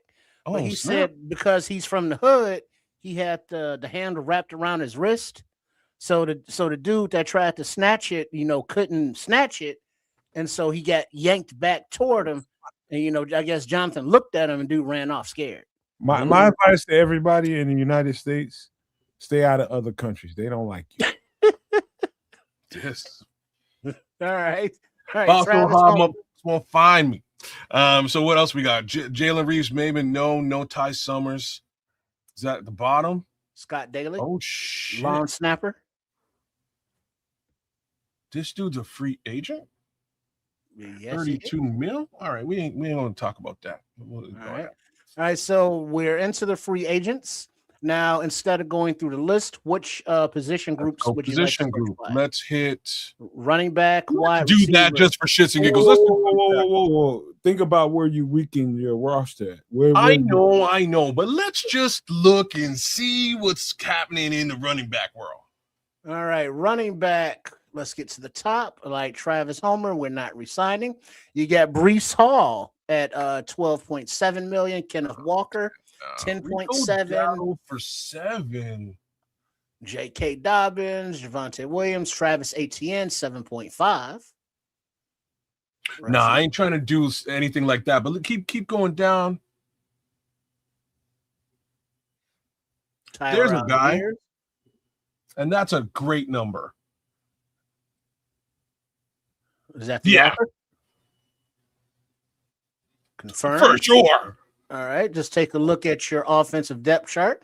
There's your new free agent running back. So you got DeAndre Swift, Kyle Monangai, DeAndre Hankins, and Tyler Algier. Oh, damn, we need to cut. I don't think I would have been able to talk you out of that. There's no way you would have been able to. The $2.5 million, brother. No way you could have talked me out of that one. All right, next position group you want. Matter of fact, we gonna cut Hankins in a little bit too, just to put that out there. But let's look at some real position group stuff. So we need let's wide receiver. You just want to go down the list? Let's look. Yeah, let's go down the list. Let's look at wide receiver. I'm gonna look and see if there's somebody like. So we are letting go of Olamide Zaccheaus and Devin Duvernay. Yeah, let's get somebody like a special teams whiz here. No, I ain't. Now remember, there's a draft as well. Wandell, Jalen Coker, Mike Evans, 14. Keenan Allen. Where's Rashid Shaheed? We ain't got that far yet. Not this. So there's Calvin Austin. What's the numbers for Calvin Austin? Just a bit higher than I want to pay for that. Keep going. Rashid. There's where you want to go. Oh, there's a great number too for this man. Yes. That's where you go. Okay, well, let's I don't want to yes this just yet. Try to bring it down to 7.5. If you can't, go and sign that motherfucker. I think we might just do that. That's an over-the-top move. I think we're gonna go and get okay, let's get off a wide receiver now. I think we got a good look at wide receiver. Tight end. But we definitely need a tight end. Who's available? Goddard at 12, Kelsey. Oh, Kelsey. Kyle Pitts. $14 million is not what I want to pay for a tight end. What if we did go after Travis Kelsey? I'd rather Kyle Pitts. Well, Kelsey's contemplating retirement. So This is where I'm at. Like, what are we? Oh, like, so is Zach Ertz, but he goes for $7 million, and he'd be perfect actually for the team. If it's about that, it's David Njoku is everything. But where is he and what's his number? I don't know. I wish I knew. Adam Troutman, Darren Waller though, at 4, that could be done. Nah, he talking about retirement. He came out of retirement to play the game. And he played. He was basically the outlet for Tua last season. He's definitely chasing the ring, kids. Okay, let's bring in Darren Waller.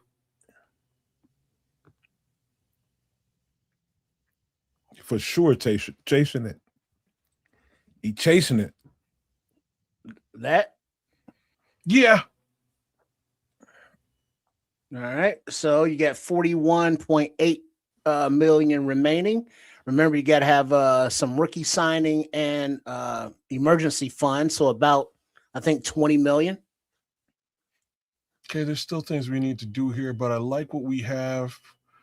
I think you need some Brady Jarrett insurance, D tackle. Well, I want to draft a D tackle. All right. You want to offensive line? Yes. Let's see what we can know. If you're going to secure your left tackle, I still think Braxton Jones is the best thing you can do in this market.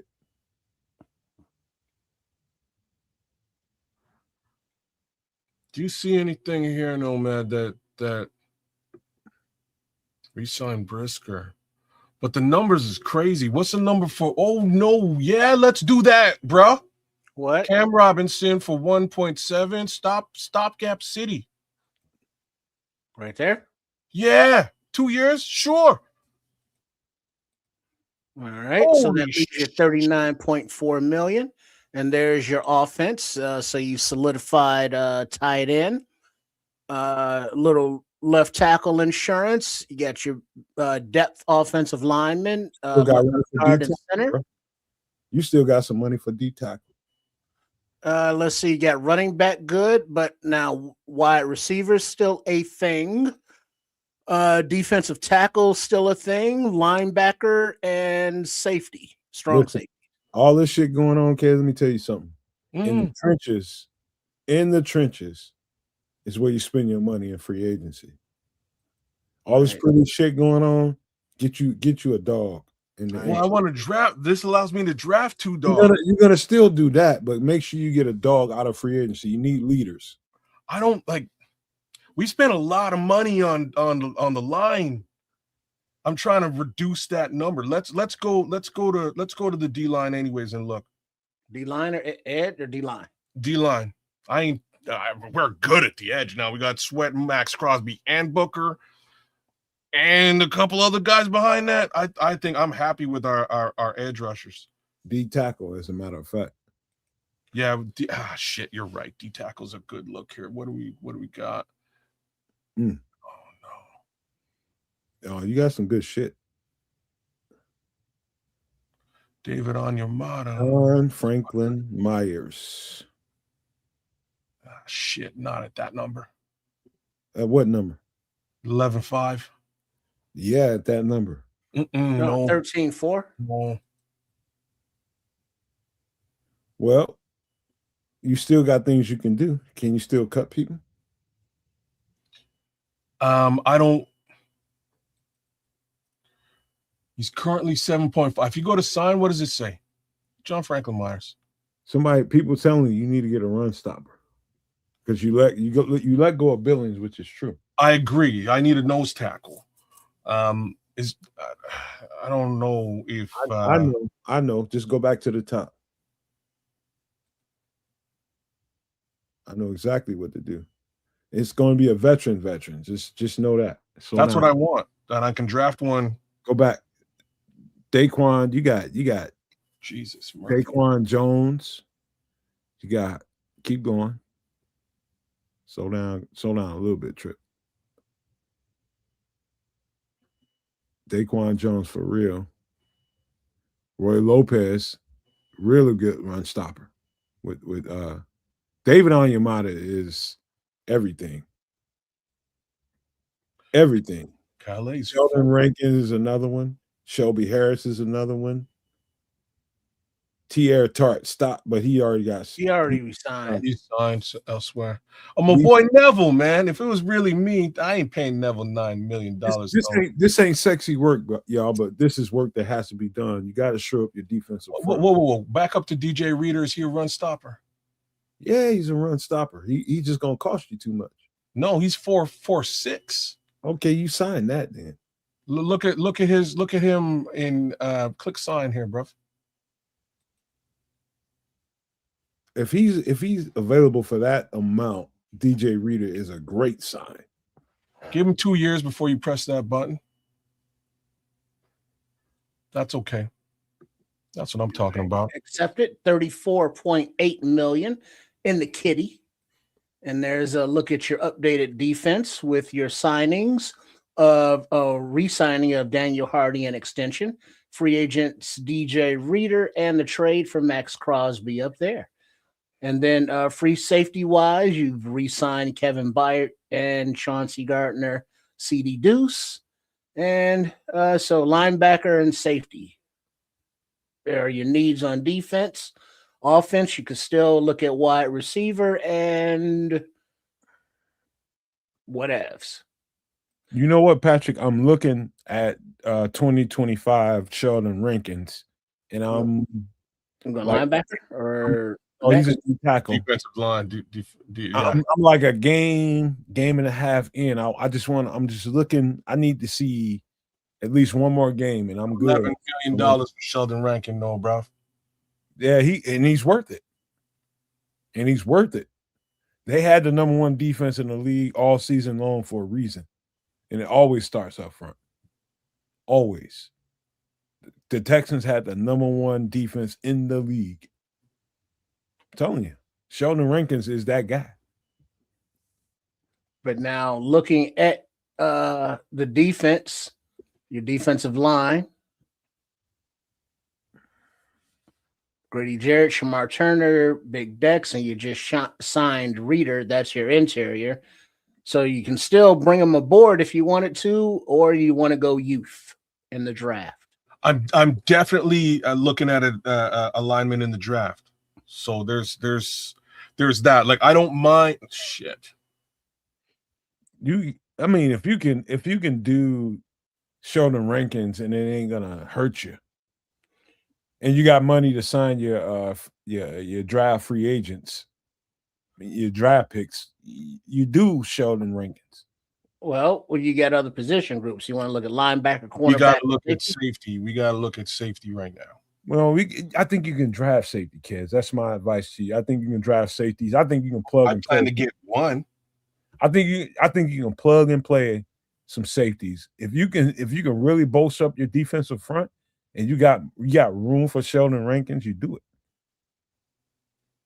Okay, we'll come back. Let's look at a safety here now. And I'm gonna lean on you here, bro. Wait, let's start back up at the top then. All right. So we're saying not re-signing Brisker, Hicks, or Owens. So there are your replacement possibilities. Like the numbers for everybody else is beautiful. Who's the top safety here outside of Jaquan Brisker? Nick Cross and Andre Sisco. Is Geno Stone up there? No. Nick Cross and Andre Sisco.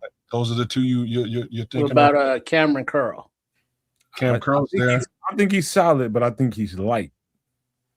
He's fast, he's solid, but he's light. Like at that number, we're gonna take Cameron Curl here in a second. But Cisco, who's higher on this list? Jabril. Oh shit. Love Jabril.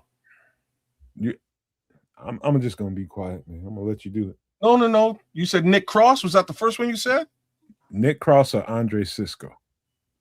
So Nick Cross is looking for 11 million. So we're gonna say no. Let's look at Cisco. 2.5. Yeah. Welcome to Chicago, Andre Cisco. I spent the whole week looking at these guys. 2 years. Confirmed. Yeah. All right, so 32 million still in the kitty. Now, it didn't specify like strong safety. It's just putting all the safeties on one line. So how they're deployed, is up to the coaching. Fair enough.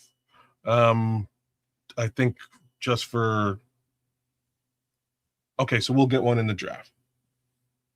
Ronnie Jabril would have been a bad move either. Who? Ronnie Hickman?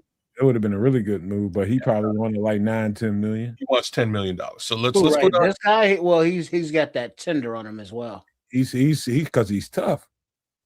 Well, but I mean, it's going to cost you a draft pick. He's 25, Triple R. Well, I'm just telling you. Yeah, we ain't touching that with a 10. 25 years old, man. You ain't mad at that. Scroll down for me. I want to see Jabril Peppers, please. Jabril Peppers is overrated. He might be, but you know what he is? Overrated. He's also an amazing return guy, and they don't let him do it. Okay, not at this number. No chance. It's worth a shot, Jabril. Very overrated. All right. Okay, I think I'm good on safety. We'll get another one in the. Oh, look at Terrell Edmonds. Is he cheap? Like a family reunion. Samo, please come on the show. All right, so what do you want to go to? All right, well, let's go to CB. If there's one, top. if there's a CB. All right, we're saying goodbye to Nick McLeod and Jalen Jones, and here we go here. Great pickup. Who was the top? Sorry, go right to the top. Great pickup. Yeah, not a. We just But if you can't get them, keep going down. Mello, go back up. Yeah, anything Chiefs, their defensive back. That room is all their guys from 1 to 3, 1 to 4. Those guys can play some fucking man-to-man coverage fucking football. What about Ifeatu Melifonwu? He's tough too. He's tough. Really tough. Now you're gonna look at him and you're gonna want to supplement him in for Kyler Gordon. You're looking for a backup nickel. That's a nickel. He can play nickel. Melifonwu can play nickel. So I just got rid of. Let's take him. We just got rid of Nick McLeod.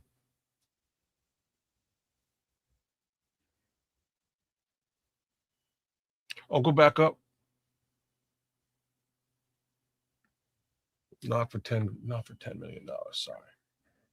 Rasul Douglas. Well, Rasul. It wasn't Rasul. It was Jalen Watson. I was looking at because what Nomad was just saying.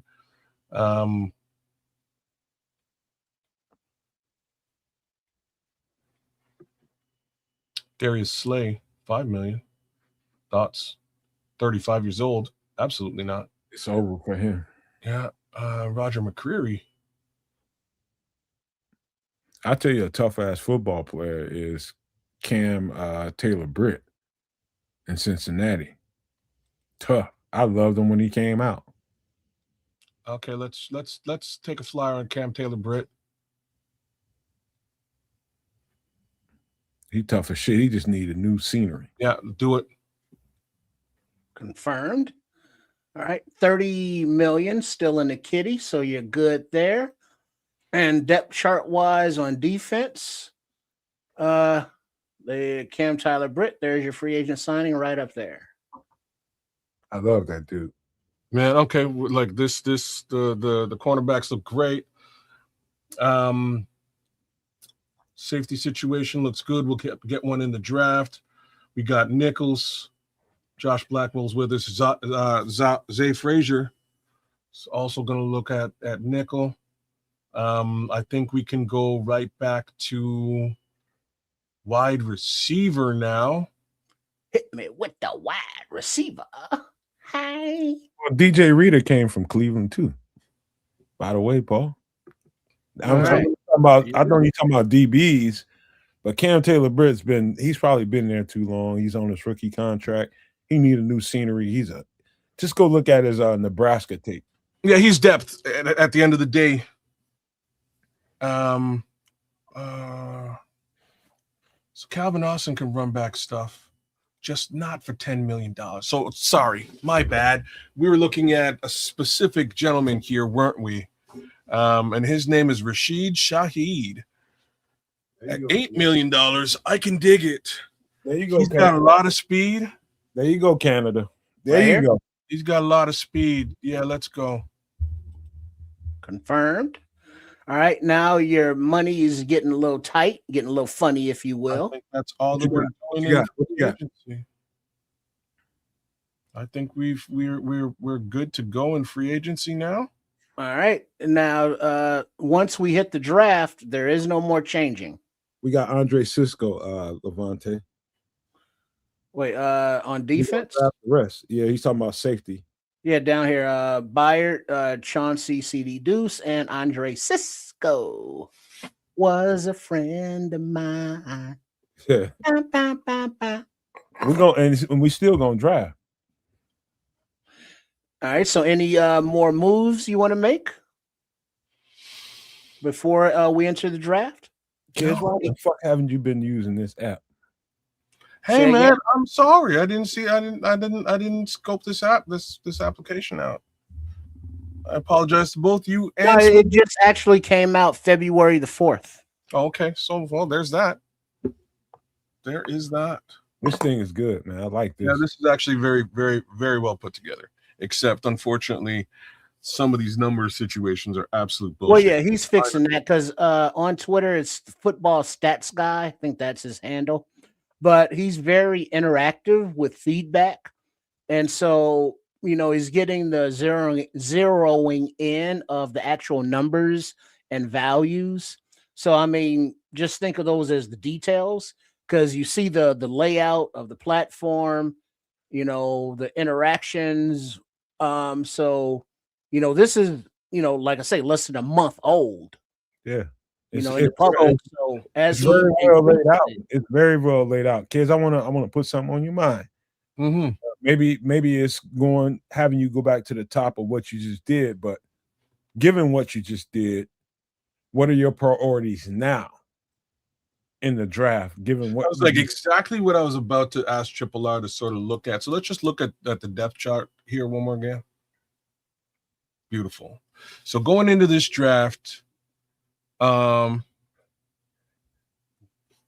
receiver is of interest, but it's not a priority. Safety is definitely a priority. We've pretty much backfilled defensive tackle as well as left tackle, but I believe defensive tackle is a major priority. We could draft an edge. I'm going to get a linebacker. I think you gotta get 2 linebackers because you did nothing in there. Well, no, I re-signed Tremaine Edmonds. Noah Sewell's still there. Ruben Hippolyte came in last year. Noah Sewell TJ injury. That's fine. I'll get coming off a broke leg. I'll get at least one. And Ruben coming off his soul being taken in Pittsburgh. maybe 2. I'll get a late round. Linebacker as well for special teams depth as well. But I think I think really we're priority. Make safety, sure DT. Yeah, make sure I think you draft a guy at safety. I think you definitely still draft DT, but you got to look at the offensive line too. You got to look at your interior guys. I'm not touching this line until next season. Not in this draft. All right. And that's I'm I'm giving the existing guys that we've drafted the last 2 years a good look and the opportunity to succeed. I got a stopgap for the next 2 years as well in Cam Robinson. We know who he is and what he can do. You didn't draft your interior, man. You didn't Say again? Well, you signed somebody in free agency. Well, brother, we extended Drew Dahlman, we extended Jonah Jackson, and we extended Where's the depth behind them though? We have depth behind. You got Stromberg and McFadden. Those were the and don't forget about Luke Newman. Okay, all right. And Cam Robinson. Yeah, we got and the Canadian Eagles there too. We got some depth. How are you looking at tight end? We've got Darren 4 Waller. tight ends. We got Darren Waller. Steven Carlson's in there, and Kynick is there as well. If there is a tight end of interest available, I'll consider that too. Okay, you traded DJ Moore. Yes. So I think I may be looking at a wide receiver in the first couple of rounds. Worst case scenario, round 3. Who's your center if Ricky Stromberg doesn't perform? Drew Dahlman performs. He's going to be my center. Drew Dahlman is a starting center, but where's the depth behind him? How many centers can we go into the season with, brother? You gotta have another center, man. You gotta have a third guy to look at. So maybe late in the draft. Maybe a late round center. Okay. I'm just giving you a chance, man. That's all. Yeah. Maybe a late round center. Definitely not a starting center. A swing guy, somebody that can go back and forth. Yeah. Solid at wide receiver. Yeah, I traded Komet. I'm sorry, Paul. But I got a really decent return for Komet. And to be honest with you, it made the Max Crosby situation work out to being just a first-round pick in 2027. That's kind of how it worked out. Hey, you know what, Smitty? I think you could be possibly right. That might be why they took him off of the active list. Maybe he is the next center. I don't know, but I saw some really good traits at guard for sure. He looked great at guard. But you guys are both right. He could swing into the center position with a little bit of training. So perhaps that is our future center, right? Oh, McFadden? No, Luke Newman. Okay. If Ricky Stromberg doesn't work out. Ricky Stromberg was really, really highly touted. I remember scouting him a little bit. He looked great. The only issue with Ricky is he just can't stay healthy, including with us last year. They put him on a futures. They put him on a future, so it ain't that bad. Yeah, well, that means he looked great, but again, he got hurt on our practice squad last season too, right? So, I think we're in a great spot to move forward. All right, I just had to put that on your head before you go into the next phase, man. Cool. All right, because now once we enter the draft, no backsies. No backsies. So you go with the $22.2 million in cap. Yeah. All right, we are entering the draft, and this goes right in and keeps our shit. That's kind of the point. Brilliant. I love this. I like this really a lot. And then we start. Well, we can go back to free agency from here, but we're starting now. We're gonna start full draft.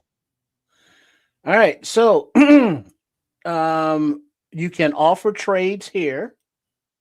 You know, we'd have to stop it in time. There is forcing trades, but that's no fun. And then when trades are offered, it will pop up there. The needs and the picks are here. So you got 16, 51, 57, 89, 129, 163, 239, and 241. The needs will pop up here, but we can go to pick 16.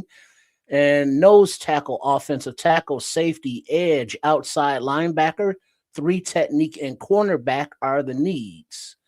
Over here, we can pick by position groups and such. Now, as the draft is started, it doesn't even list wide receiver as a need for us, and I kind of agree. Well, it does down here. No, it doesn't. You're right.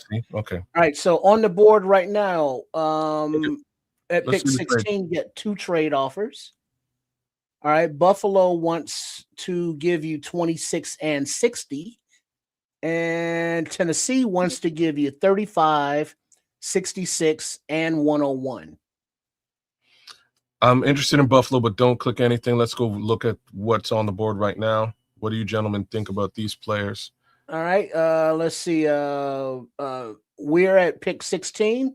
So number 13th ranked wide receiver, Lemon, cornerback Delane, cornerback, I guess, Nickel, Terrell, offensive guard, offensive tackle, Proctor. Take Caden McDaniel. Caden McDaniel, one tech. Caden McDonald. That's what you do. Another offensive tackle. What do you think, Ed? Scroll right to 25 for me. Wait. So what are they offering you? What's the? I think I heard one. I think Buffalo heard you got like 3 picks. Buffalo's offering 26 and 60. Tennessee's offering 35, 66, and 101.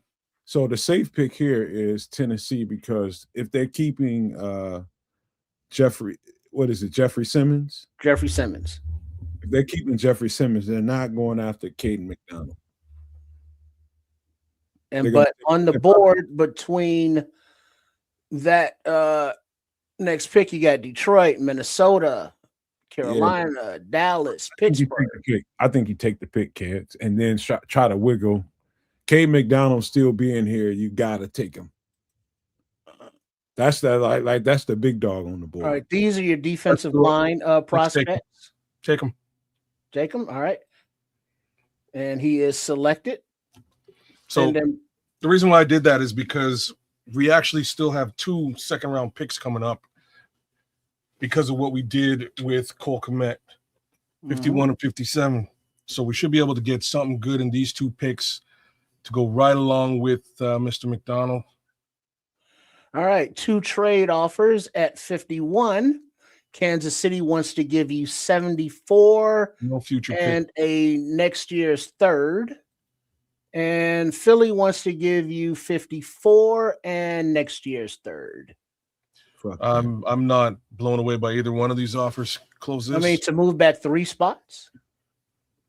It depends on who's on the board. They may be aiming at somebody specific. All right, on the board, tight end, offensive tackle, center, offensive tackle, edge. Click on edge for me, please. Edge. All right. We're at 51 right now. Okay. And 55 ranked height. 58, Zion Young, Joshua Joseph, Gabe Yakas. Man, if they're offering me another pick, go to the trade.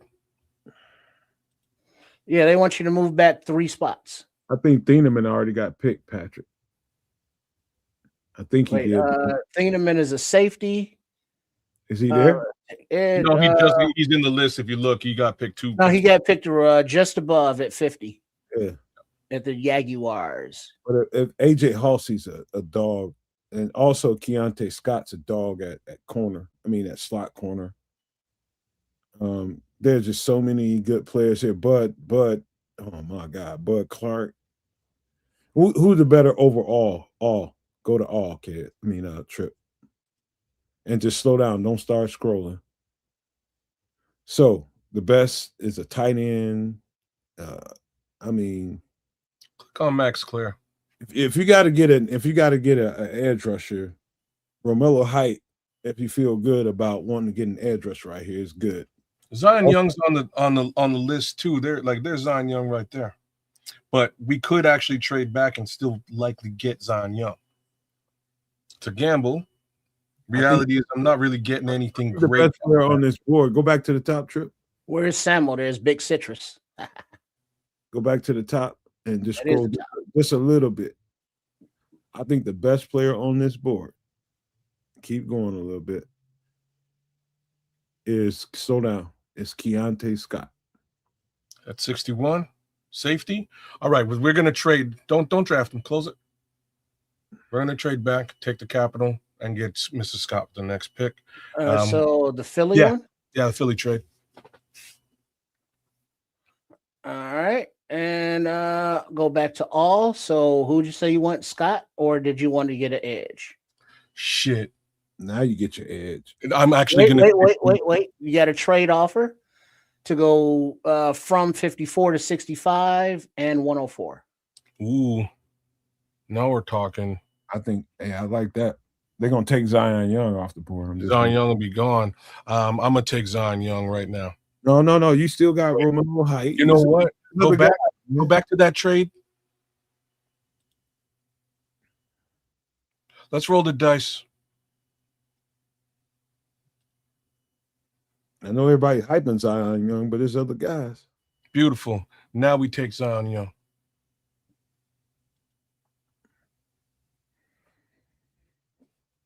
A future third and pick number 62 and pick number 76 and 85. No, I'm good. Zion Young. Yeah. Zion Young is now a Bear. All right. So far we have Caden McDaniel and Zion Young. So defensive line has been addressed nicely. And you have upcoming pick 65, 89, 104, 129, 163, 239, and 241. Now we are on the board at pick 65. So there's your guy, Keontae Scott. And now we get 2 trade offers. Cincinnati's offering number 72 and 110. Colts are offering number 78 and 113. There's your honey badger, Keontae Scott. Let's do it. Keontae Scott, boom, is now a Bear. Now it will next pick is number 89. And then once that pops up, it will show us.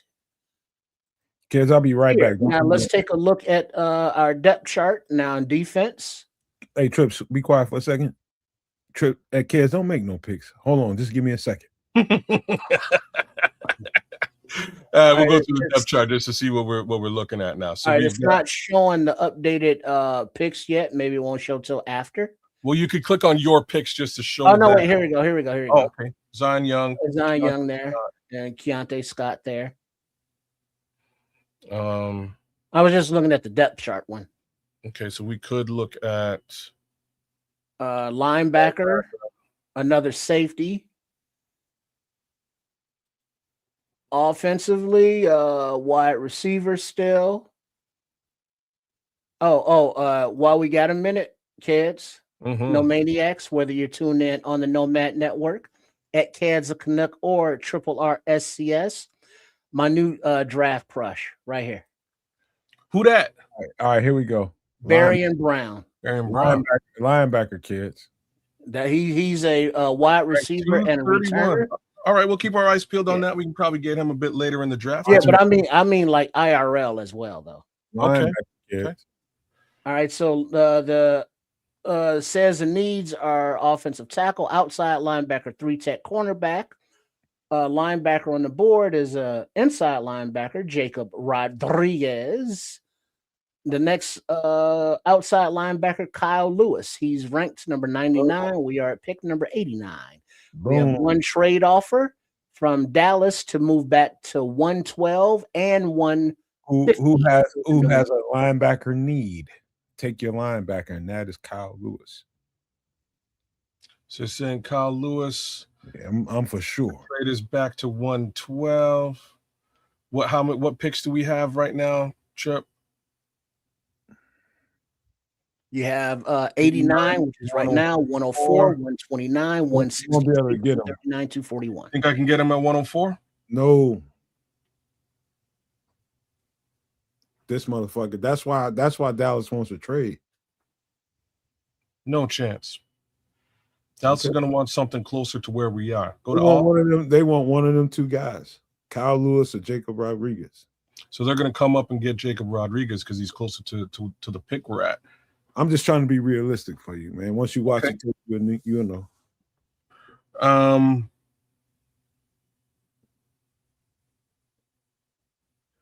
They made a move in the offseason, Levante. They picked up Cam Robinson as a stopgap. They don't have to grab a tackle this early. Yeah. Offensive tackle's okay.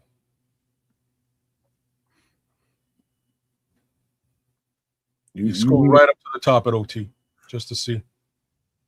I think Kyle Lewis is the best linebacker in this draft. Worst case scenario, we can probably get Trey Kuhn.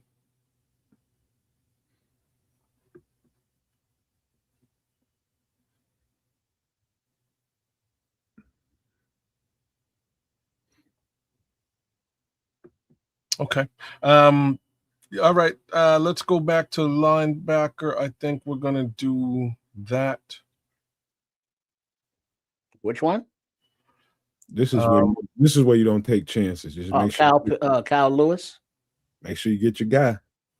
So it's Kyle Lewis here, sir? That's what I would say. Over Rodriguez? Yep. All right, let's go do it. Boom. There it is. All right. So the next pick is 104. And there are 2 trade offers. Let's check these out. All right, Baltimore, to get 104, they'll give up 115 and 152. And the Rams will give up 118 and 155. First, you got to see who's on the board. Yeah, I need to see that. All right, needs, it says still offensive tackle, 3 tech and cornerback. Well, let's go. Cowboys still going after that linebacker. They want Harold Perkins. All right, Trey Zune is right there at 106.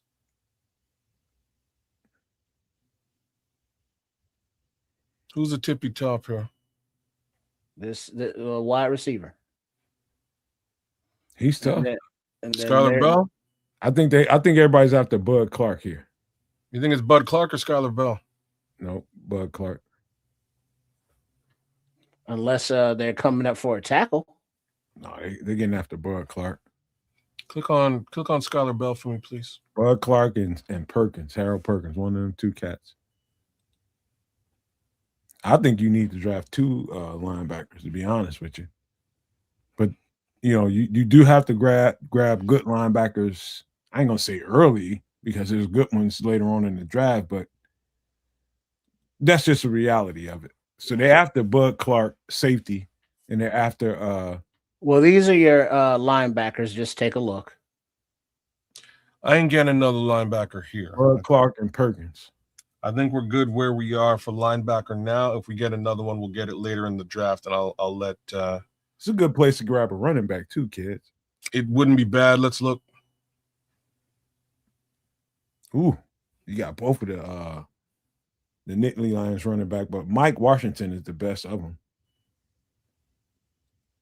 He's the best of them. They give Mike Washington no love here. Le'Veon Moss is there. Where is he at? Look, how far? What pick is he? He's a ways away. 190. Yeah. 193. 193. Because he's going to be way earlier than that, bro. Click on the star for Le'Veon Moss. Mike Washington is if you're gonna do something now according to the lineup you got, Mike Washington is the pick. Yeah, I don't think the star works. Well, it doesn't work. Okay. So Mike Washington better than Le'Veon Moss. No, but Mike Washington is the best pick under the circumstances. He's really good. I think he's probably my number 2 going forward. I think Le'Veon's better than all of them, but okay. Mike Washington is the second best running back. Don't select a running back here. Click on your picks. I just want to see what my next pick is. I can probably get either one of those guys with the following pick. 104, 129, 163, 239, and 241. Yeah, I got a ways to go. I can get both those guys further down in the draft. So now these are your offers, remember? Ooh. And I'm at 104. Yep. I think Patrick is right, man. I think you still need to double up on linebacker. I do, man. That's just my opinion, but I'm only Ian Cunningham, man. Well, I still have, like, we just got a pretty high-end running back a minute ago. Sorry, linebacker. We still have Tremaine and TJ Rubin and Noah Sewell in the mix. We don't know because it's for team needs. Hold on, offensive tackle, 3 tech and cornerback. Hold on, we don't know what Noah's gonna be come next year. We don't know what TJ is gonna be come next year. What we need is some insurance to make sure if they ain't what they thought they was going to be, we got somebody that can play. So that's pretty much it. Hey, you all discuss. I got to put a pizza in the oven. Okay, so we just got one. I agree that we need two. I'm just not sure if we need a second one at this level in the draft right now. I think the linebacker is your richest part of the draft right now. Maybe your safeties are the richest part in the draft, but your need more than anything else is linebacker because of TJ and because of Noah. You don't know what you're getting coming back. We expect them to come back and play some good football, but what if they don't? What if they're not capable of playing the football that they were playing? That's why you backfill. And that's what the draft is for. You can make this pick, and then the next one you can wheel and deal with that and maybe get some extra guys and do some extra stuff a little bit later on, but you got to backfill, bro. Shoot. You understand what I'm saying? No, I fully get you. And who are you suggesting here? Perkins? Perkins is listed at one. Perkins is definitely a guy. Okay. He's a kind of like a wild card to me that can play linebacker, that can play safety, that can play. He's a guy that can make your defense extremely wild. Okay. All right. I like that. I'm going to do us all a favor. I'm going to trade back to 115 and select Perkins with the 115. This way we secure a secondary pick, and that will be the running back you guys were just talking about a minute ago. So let's take this. Let's take one of these two trades trips. He's going to. Oh, he's back? Yeah, he's back. Yeah, Baltimore. It's an earlier pick. All right.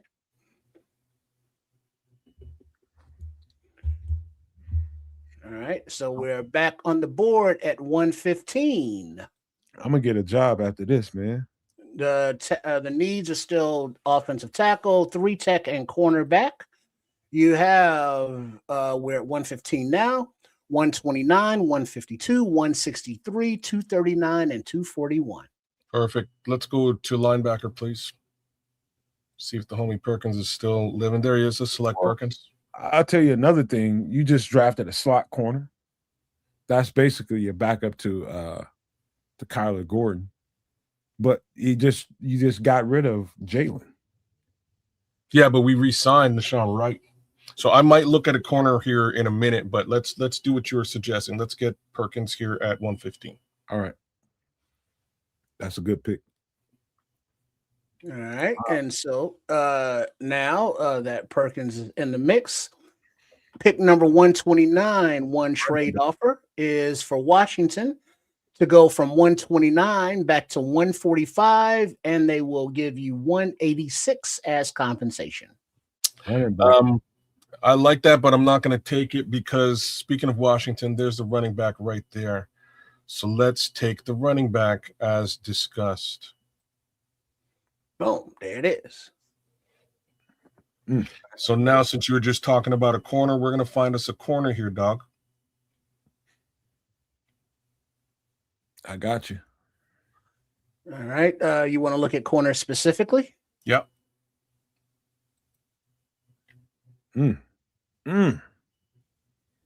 So you talking go all the way to the top trips. My gum coming out of my mouth. I like Ephesians. That's a dope ass name. Here's Devon Marshall. Right at the tippy top. Go scroll down just a little bit.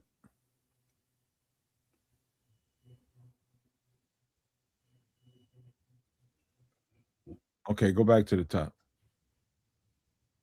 And Devon Marshall is what? Pick number 172. Slide down just a little bit, Triple R, just slowly. Keep. All right. I see it. All right, go back up. Devon Marshall is he's an animal.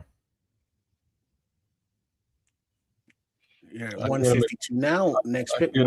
I can get him in 10 picks. So we're gonna put a pin in that. What else do we need here? We need a 3-tech. Let's look at 3-tech real quick. I think you should probably look at the interior offensive line. But we've already addressed that with McDonald. Interior, offensive line.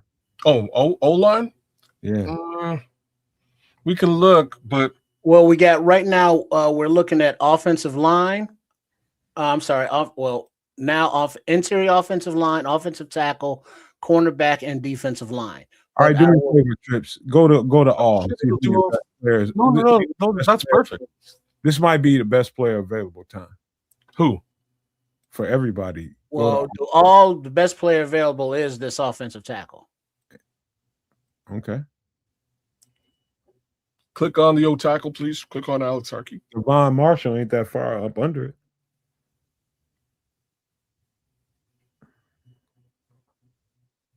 He's a right tackle. Don't really need that. That's what I wanted to determine. But his best fit is likely a swing tackle or guard with development potential. Yeah. I like that. I like that. He's right though. He's right though. Kids, he's right. He could swing. All right. What Then about- you got Crown over. Check him. Is a real life giant. Offensive tackle as a right tackle. True road grader in the run game, hyper elite, hands-on defenders, day 2 prospect with upside. Teams looking for a mauling presence at tackle will be drawn to his film, but he does look like a right tackle. Let's look at tackles because I projects as natural right tackle starter with development. Slow down. Okay. Let's just look at tackle. Let's just look at the guys there. Before you do that, just take a look at the guy, the third guy from the top, please. We're kind of blessed with having 3 O tackles right at the top. Fayeli Famoa. Wake Forest, no information. No info. Now we're getting into the weeds. I ain't even watched them yet. Wake Forest? All right, this is all. And those are the top 3. I think you trade this pick if you can, but you ain't got no trade offers, do you? No trade offers, and okay, go to this. Hold on, Trips. Go to the players. Slide down just a little bit. DeMonte Capehart is probably the safest pick. You go to the trenches if you can't think of nothing else. What about Rayshon Benny? Any words? Michigan? He's really a project. But he's got the size that makes everybody intrigued. But he is totally a project. Totally a project. We need a 3 tech. We got Shamar. He's not. Like, we don't really need a 3 tech all that much because that's where I plan to kick. The guys you talking about, they're a little further down the road, and you got time to get them. Okay. DeMonte Capehart is a stud. But you don't have to draft him if you don't want to. I don't mind taking another. Like, I need another D lineman, but because the next cornerback is not down to 173, and that's Mr. Marshall. And next, well, we're looking at offensive tackles there, or Capehart defensive line. Now it says 1 tech and it needs a 3 tech, but I think defensive line is defensive line. I can always tell people that have been looking at this shit a little too much because you just scroll right on past it and you just got to slow down, man, so people can see these people. I think we're gonna scroll right back up to the top and take Alex Harkey, just in case anything ever happens to Darnell. Okay. All right, so back on the board at 163. Remaining picks are 239 and 241. Now take a look at your depth chart. Now wide receiver. You still may want to look at interior offensive line. You just got an offensive lineman, though. Linebacker, you want to look at it, maybe safety. I thought we got a second linebacker here. No? Let's see. Hold on, let me look in this area. Well, you cut. Yeah, Lewis and Perkins. So we do have. Wait a minute, you cut Dominique Robinson, who's kind of like number 3 or 4 in the rotation. You probably need to double down on edge rusher. But I did. I got Zion. Double down. Not only with Max, Zion, Daniel Hardy, and Montez Sweat. Max plays the same side as Montez Sweat. So you got. I still got Austin Booker here somewhere too. Okay. All right. Yeah, we're so solid at the edge right now. Personally, I'm still I would even cut Jamri Chroma. But let's keep going. I go to overall players. So go click on he's at all. Click on Daquan Wright. Did we ever get a tight end? Nothing. No, we signed the free agent Waller, remember? That's right. Okay, so we're good there. Indiana safety here, he says. So we did get a safety. Let's look at another safety. He's fucking good. I just started looking at him 2 days ago. All right. Wait a second. One more time with the picks that I have. 163, which we're at now. Okay. 239 and 241. Okay, scroll down for me. Overall picks to 173. Lewis Moore, put a tag by him, man. He's that the tag thing ain't working. Don't worry, we'll come back to more. But we'll go down to 173. So we were talking about Devon Marshall. What are your thoughts, Nomad? Devon Marshall versus Lewis Moore. Because you have a need at corner, and you have actually a need at safety as well, man. Because I don't. I have safeties, and I drafted one already. I could use another one. What's more important to you, corner or the safety? I think corner is probably the more important situation to address right now. And we have no trades on the list. Okay. And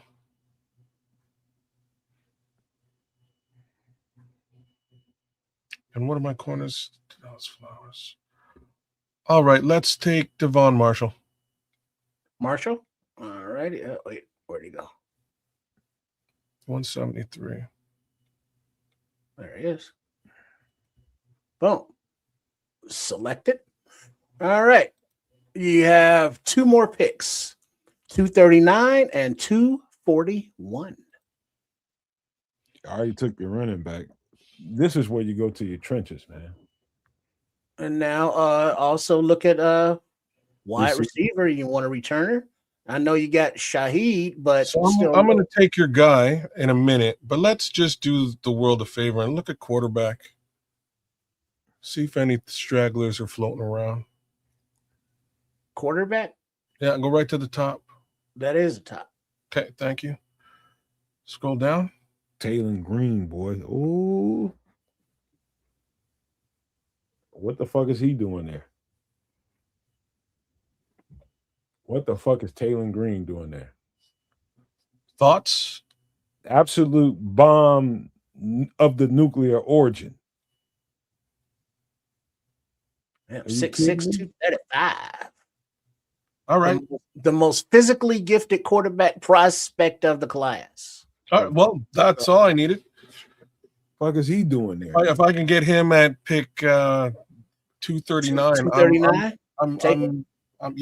That's fine by me. All right, now this is the final pick, and now it still says you need a 3 tech, even though you're saying you're good.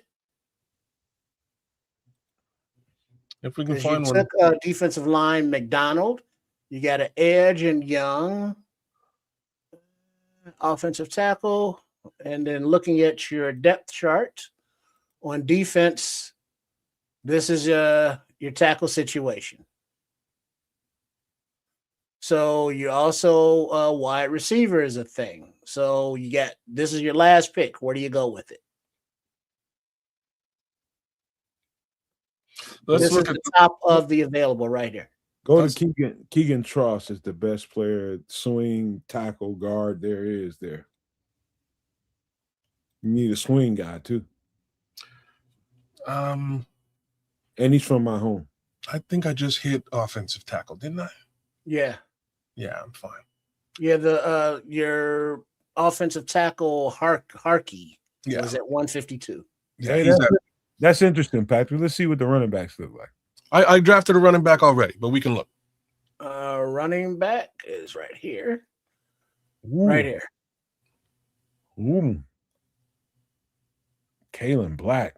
He's an animal. He's an animal. He won the championship for them offensively. Whew. Rasul Faison. I'm high on him. Extremely high. Extremely high. Take that motherfucker, kids. Well, all right. So that's running back. Wide receivers, just take a look. Well, no, he's supposed to be a good returner as well. That's the class I haven't really studied, but I know a few of them. Kendrick Law. Just look at all. What about linebacker as well? I'll tell you what. Let's talk for a second. Oh, no, I got Perkins. I got both of them. So we're let's talk. Triple R, me and you gonna talk for a second. Kids, get on your computer. Rasul Faison. I just want you to go. Just look at his highlights before you make this decision. So me and you gonna talk for a second. Me and you gonna talk for a second. We're just gonna be homies for a minute. All right, taking a couple of minutes. Woo! Wait till you see this motherfucker right Yeah, it's not giving us any information on him here because I guess we're deep down in the weeds. That's because you got to watch some film. Ain't nobody got time for you all that. Hey, yes you do. Hey, I'm running the tech here. I don't watch film. I'm running a channel, so I gotta watch. He's 25 years old, 6 feet tall. Utah State. Rasul Faison is a treat. Wait, so I guess he went either Utah and South Carolina. So between the two of them, he is a treat, bro. He was a gamecock. He's in my top 5 of the running backs I've seen so far, and I ain't seen them all, but I'm talking about in the upper echelon. Yeah, 6 feet tall, 218. So he's got some heft to him. He's one of the top 5. I'm who's your comp for him? Let me see if it's the same as mine so far. I'm just trying to play back some film I've seen in my head. Kind of remind who does he look like to you? He looks like oh man, what's the name? Why am I blanking out the name? Pittsburgh Steelers. Rashad Mendenhall. No, newer. Okay. Le'Veon Bell. Le'Veon Bell. He's tough, man. I was gonna say Adrian Peterson, but I don't think that's close enough. No. He got that kind of size and power, but he's good. He's good in the passing game. He can home run hitter with speed wise. His vision is absolutely immaculate, and he's got great field vision. That's exactly why I'm saying it. He's got patience. And he's not like super shifty or super fast, but he's got patience, field vision, and he's got good hands. The way he follows. So would he be an upgrade over Swift or Algier?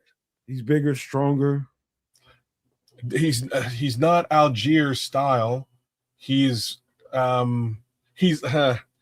a bigger DeAndre Swift with better field vision. You know, it's like the field vision is like the one thing I've always complained about DeAndre Swift. You like him, don't you, kid? He ain't bad at all. All right, so at pick number 241, what was his name? Rasul Faison. All right, so he's number 372 on here. Rasul?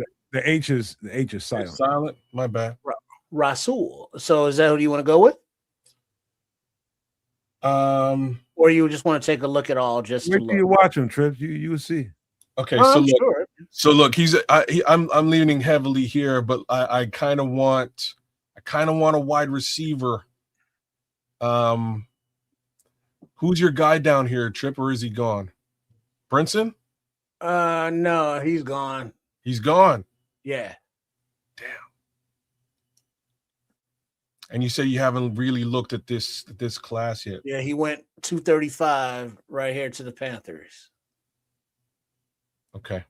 Damn. Just before we step up to the plate here. Okay. Cool. Let's go with Wait, wasn't this dude 30? He's a baller. Eli Heidenreich. Sounds from Navy.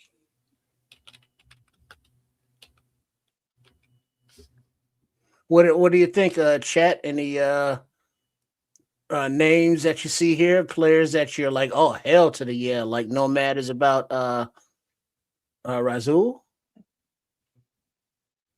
He's just one of them dudes, man. I'm just like, oh shit. The more and more you watch him, you see some highlights, but man, he's consistently busting people's behind. Okay, hold on. Let's give Heidenreich a shot. Quintavious. There's a name for Key and Peele. Go, fuck it. Go ahead and get the last two shit chat if you want to. Shit, fuck it.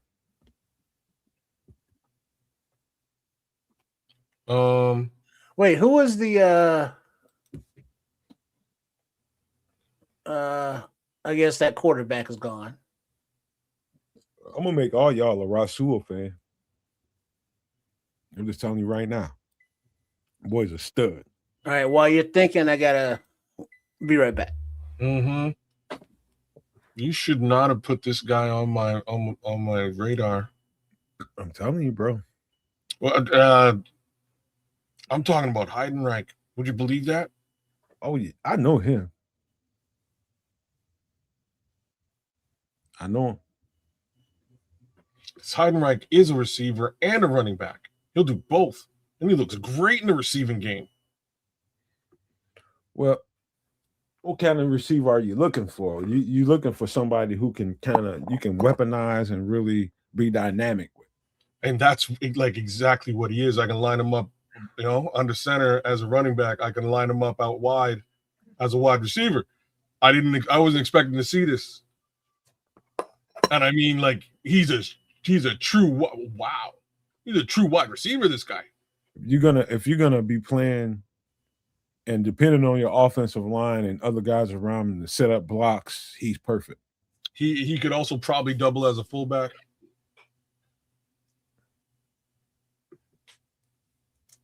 There's all kinds of guys, man. Holy smokes. There's so many dudes in here. I think Keegan Tross is extremely valuable here. Guard, tackle. How many RBs do we need? Like, that's exactly what where my head is. But like I say, this guy can go both. He can go both out. Like, most of these highlights I'm looking at right now are at the wide receiver position, which is not to be expected. Oh, snap. Pass pro as well. Get out. I hope Trips ain't going to take a crap. Well, it'll be all night if he wins. Okay. Oh, there he is. Let's rock. Yo, Did you make a decision? No, I'm gonna check one more thing. Because now these are good thought experiments, because granted, none of the players are going to go exactly where they're going, but as Nomad goes deeper into his research and study on these prospects, it just gives you, some familiarity, here in mid-February with these names to be on the lookout to see how they perform, going forward with all of the prospect activities. Mike Washington, Rasul.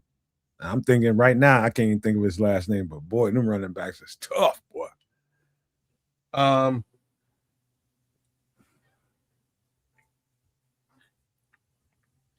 This guy's a different thing.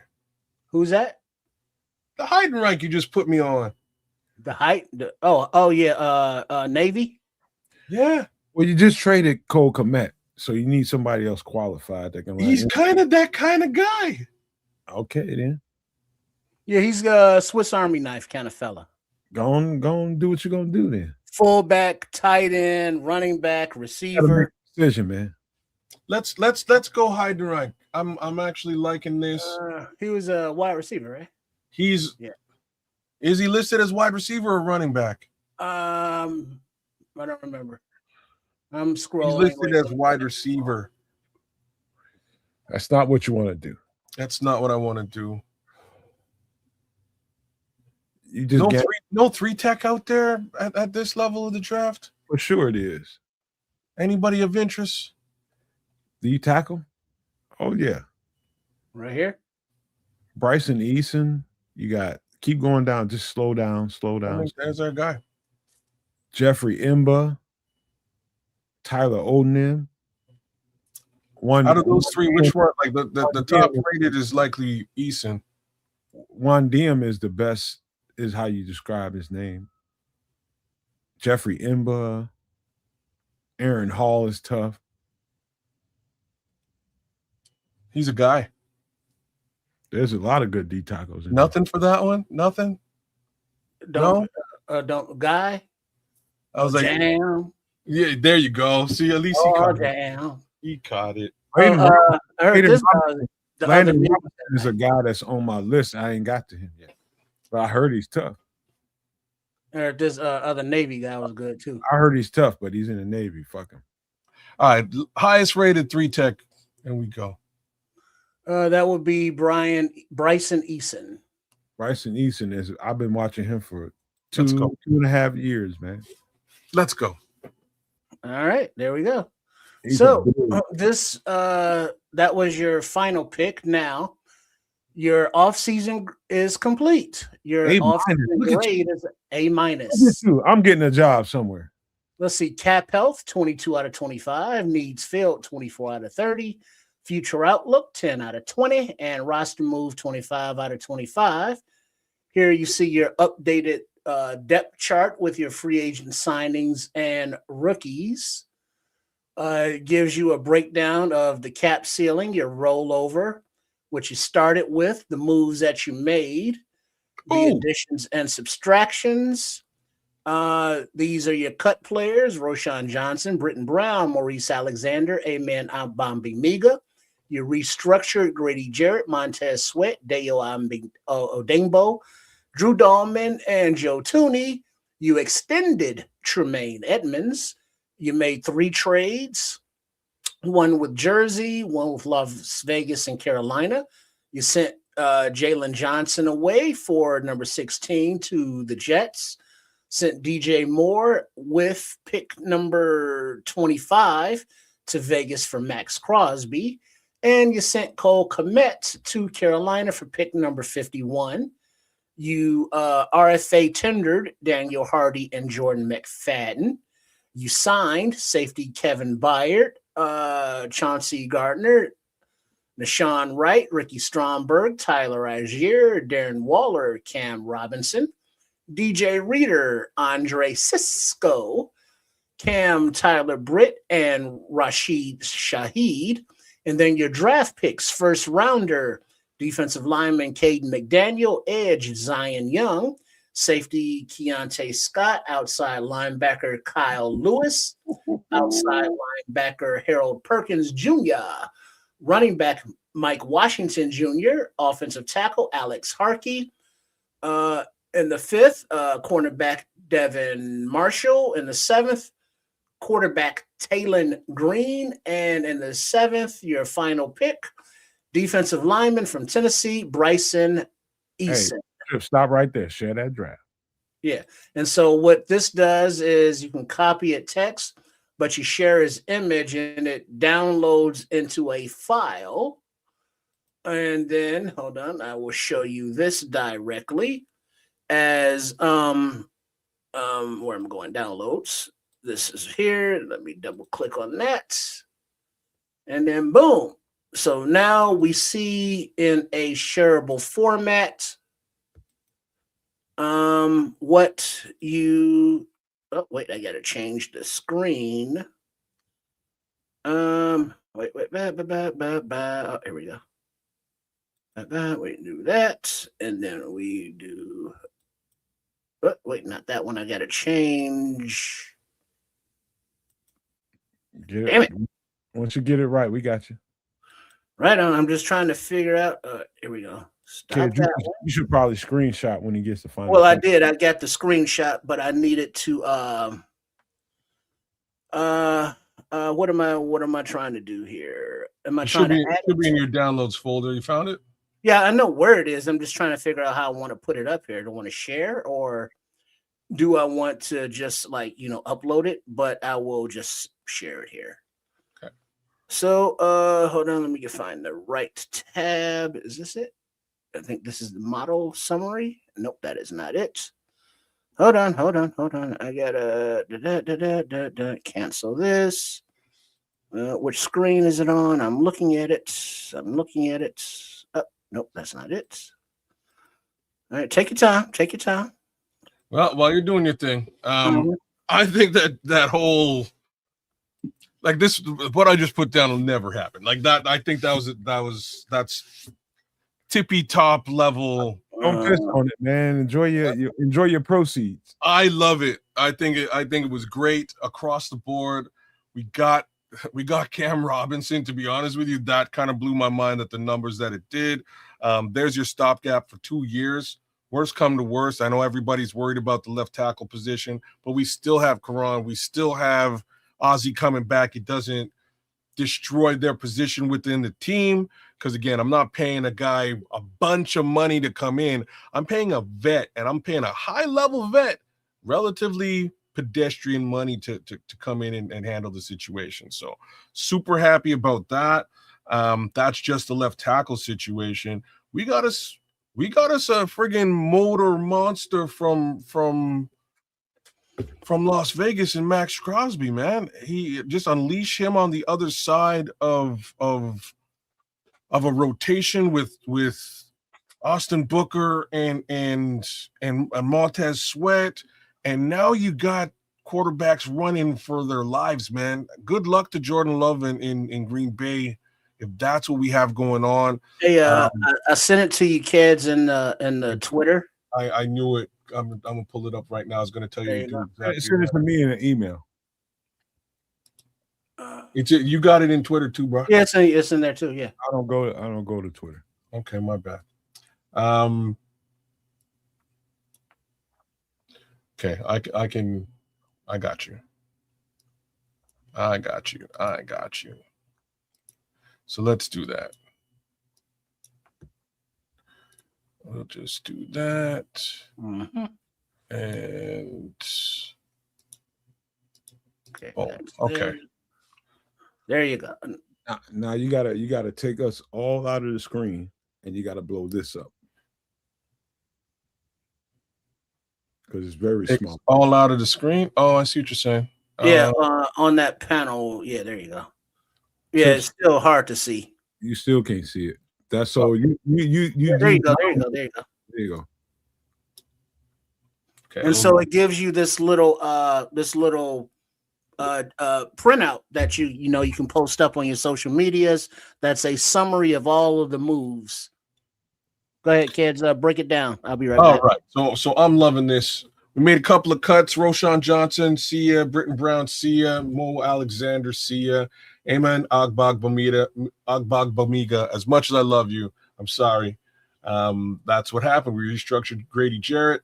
So he's going to be here for a little bit longer.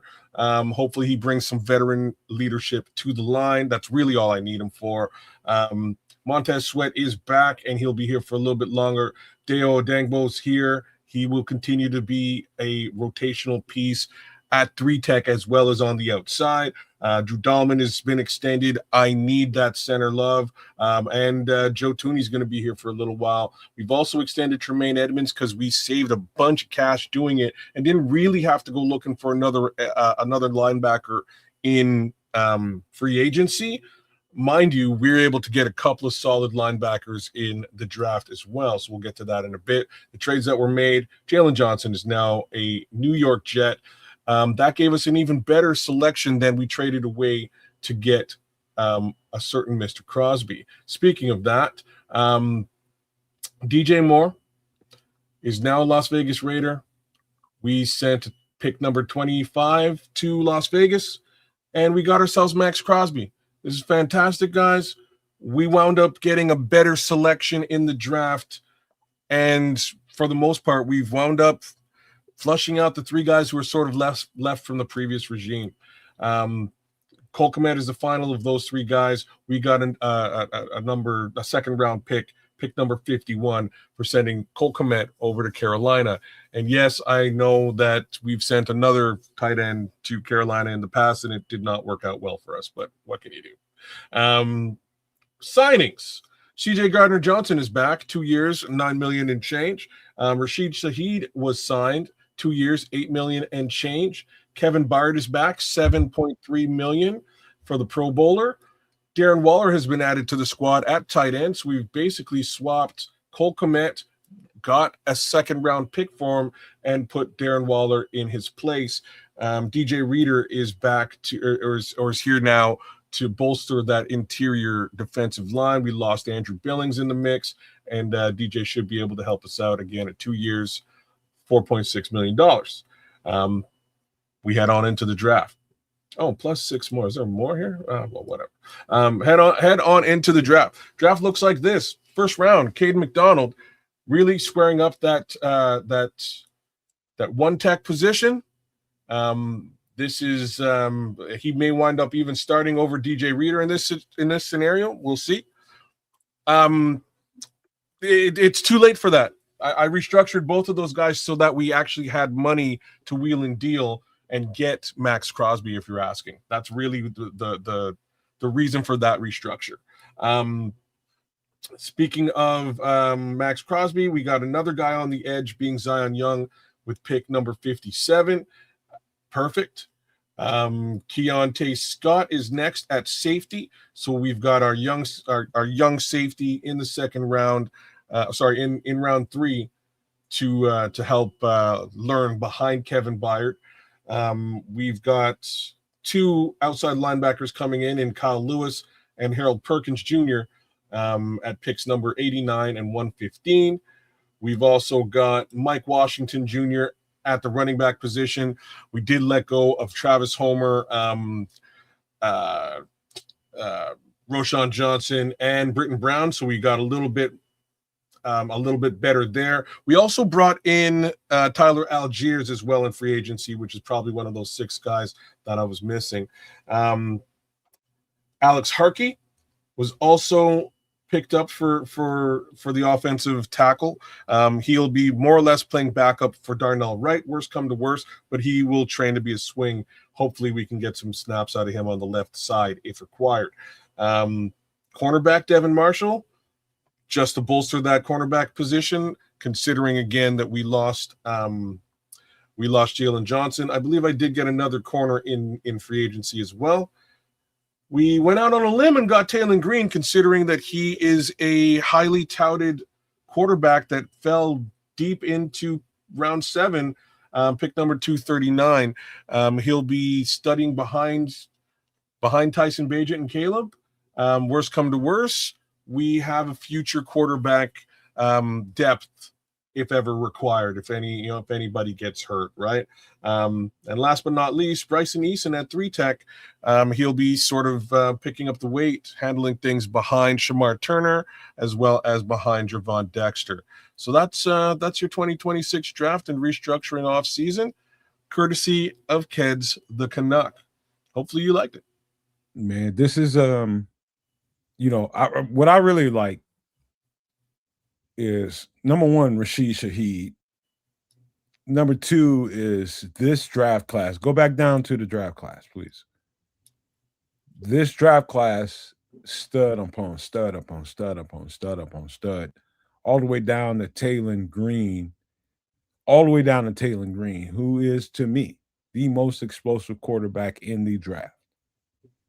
And I'm talking about by a good margin. He is a nuke. And in order to keep the offense going, and he can throw from the pocket too. It's not like he's just this running quarterback that can that's all he needs to do is run the ball. No. This dude has got immense capability. And how he ended up there in the draft, I have no idea. But you getting them kids, good shit, man. Really good shit. This, make sure you guys share this on your social media, because I see nothing but dogs going down the list here. And that's what we want right now. We just need to add dogs. We got a good solid foundation, got a great format, we got a great structure of the team. You add dogs and it just makes your team deep. You know, you got guys on this list that's going to have to fight for their roles. But this is really good, kids. I'm just telling you, this is really, really good. Just putting Thanks, that out. sir.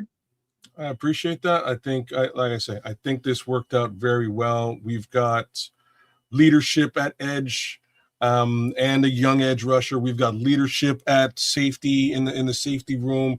We've got a young safety. We've got leadership on the defensive line. We got a young one tech. Man, I'm kind of impressed, as well as backfill with respect to the quarterback room and the linebacker room. The running back was kind of out of left field, but I will do that as well, considering I'd let a couple guys go.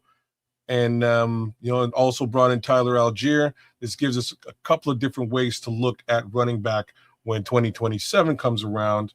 I have faith in Booker as well, YG. So, like, we've got 1, 2, 3. We've got, like, the edge rusher rotation is nuts.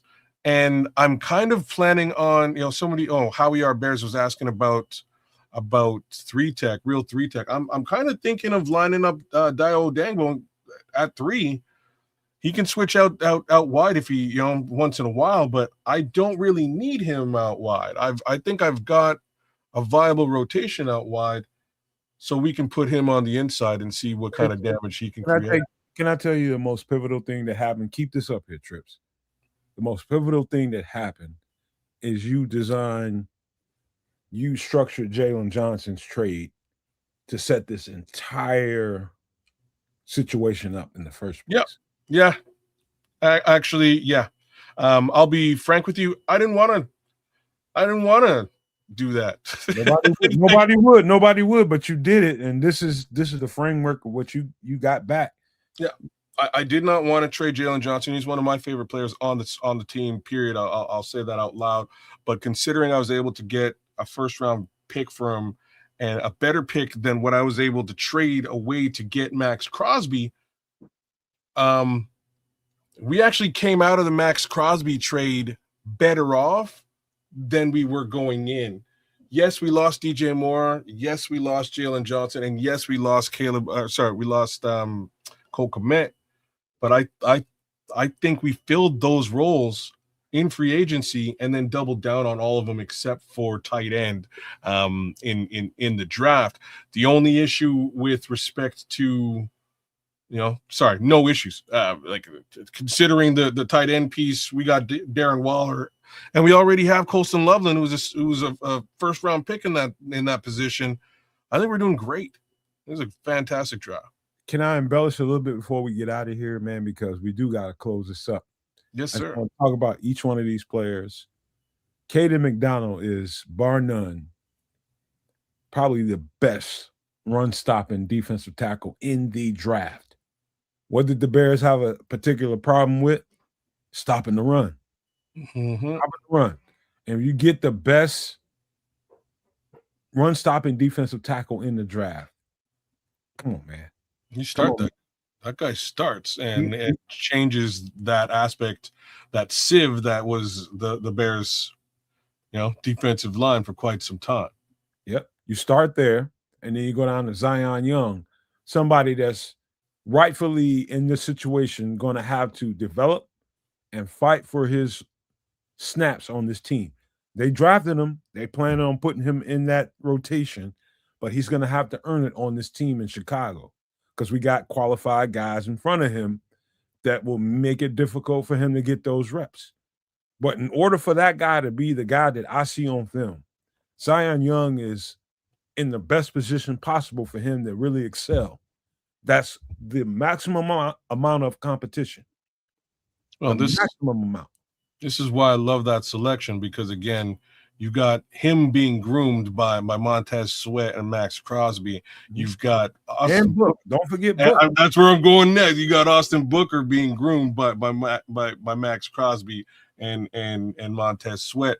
So it's just a development situation. Yes, it's going to affect Zion Young's snaps, but the best part is he doesn't have to be Superman coming out of the draft. He gets the opportunity to really grow in his position and learn from two high caliber edge rushers today, right? So I think that works out very well for him. All right, let me get on down to Keontae Scott, who I think he's listed as a safety, but that guy is absolutely, when you talk about honey badger, when you talk about a guy that can really flex, that can move in and out, you're talking about a guy that can play the inside of your defense, in there with the linebackers and be tenacious in there.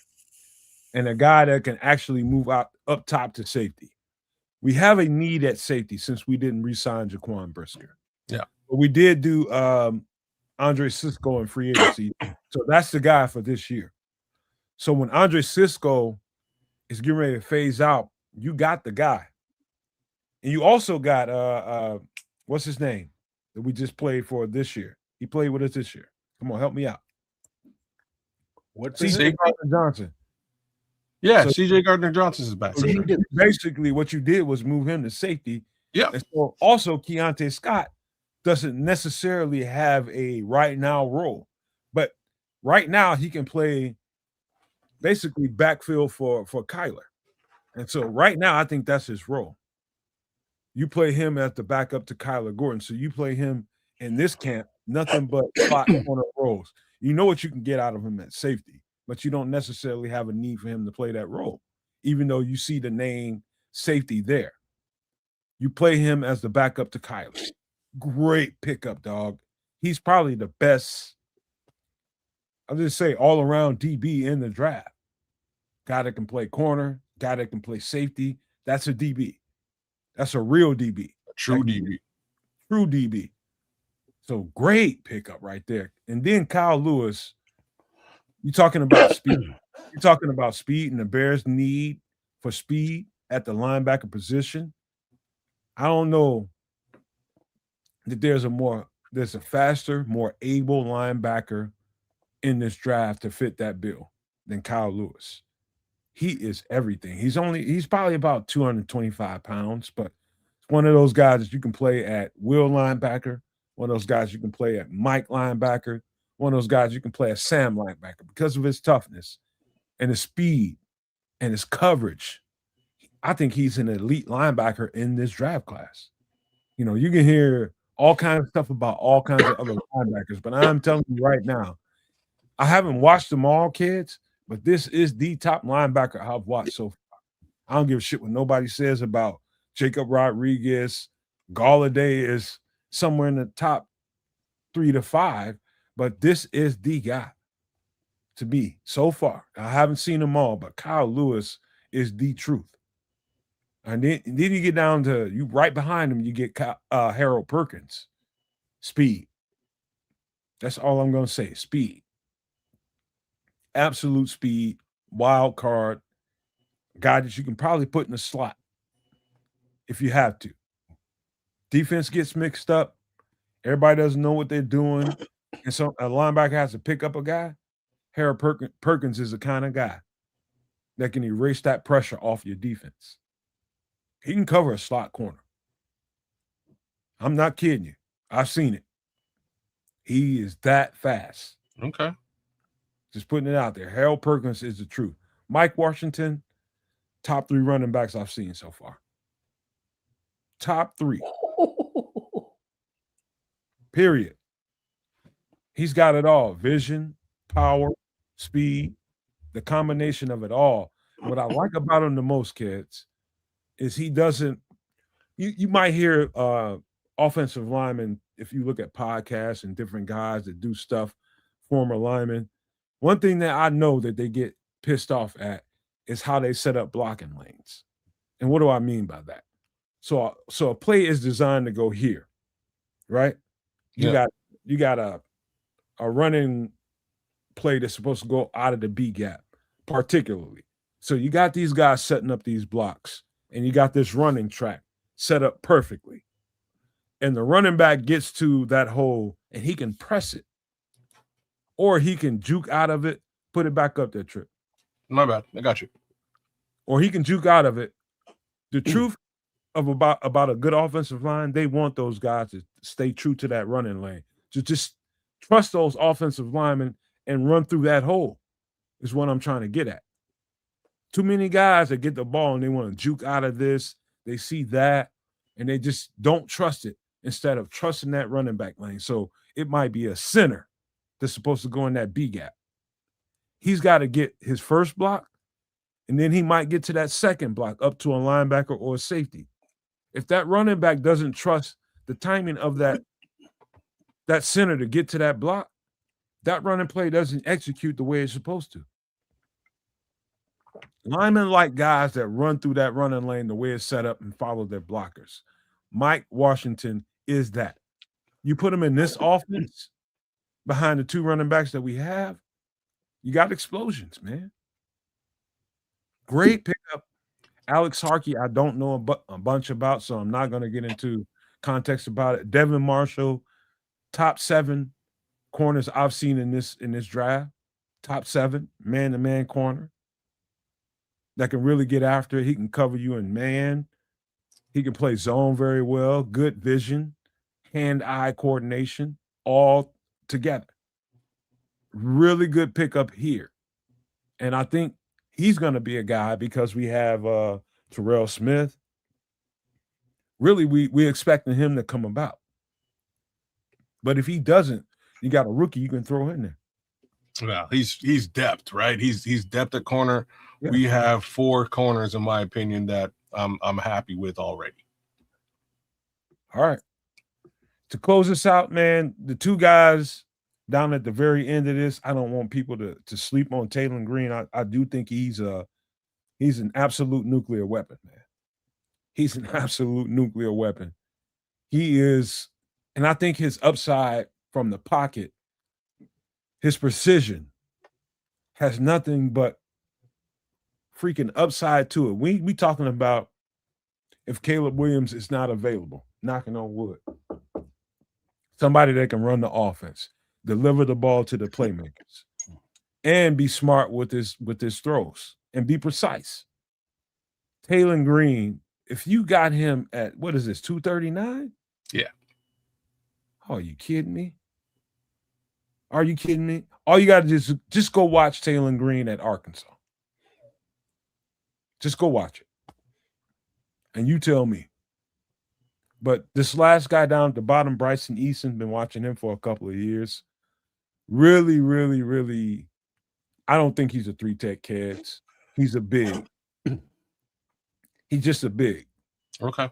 One of those guys that if what you did in free agency doesn't manufacture and you have somebody get nicked up, knocking on wood, you got a rookie that you just drafted the backfield at. A guy that can play 3-tech, but you really want him because you just lost a big piece in Big Bill. He's a big body. He's a big body. He's like 6'6", about 320. That is nimble enough to play you some 3-tech, but he's a huge guy, man. And that's a good piece to have at the very end of your draft, man. So that's a guy that you can keep or you can let go. But I'm telling you, I think he can be a guy that you can keep if you're willing to work with him. So really good draft, kids, man. I can't say enough. This is good, man. This is really good stuff, and I'm excited about it. Sweet. Yeah, that's a little 2 cents. I see what's going on in the chat. I'll be honest, at round 2, Zion Young, I'm really hope like it would, that's like the only pick that I was a little leery about. I like Zion at edge, but I prefer Akeem Menziador, who would actually play at both positions. Unfortunately, Akeem was gone by the time we got to make our selection. But that being said, I think everything else works out real good, man. I think we're in an awesome place with this. Nice. By the way, Still got 12 mil, we could go find a 3-tech in free agency too. Pilgrim, I don't know if this year is going to be that year that manufactures it, because Dio is just coming off a major knee injury. Yeah, but I do think I thought he had an Achilles. Whatever it was a major leg injury. It might have been Achilles trips, but he's going to end up playing more defensive tackle than he does edge. I stay firm on that, and I think the once we move forward, I think you'll see that. He's going to be more your 3-tech than he is. Nice. All right. Now, I will mention that while you all were going over that, I looked at some Rasul Faison highlights. You like it, don't you? He's nice, huh? He's an exciting little fella. He got some juice to him. He does. Quick feet, patient, and when he hits the hole, he's gone. He got breakaway home run speed. He's toughness. He's always delivering the blow. He's not going out of bounds or falling backwards.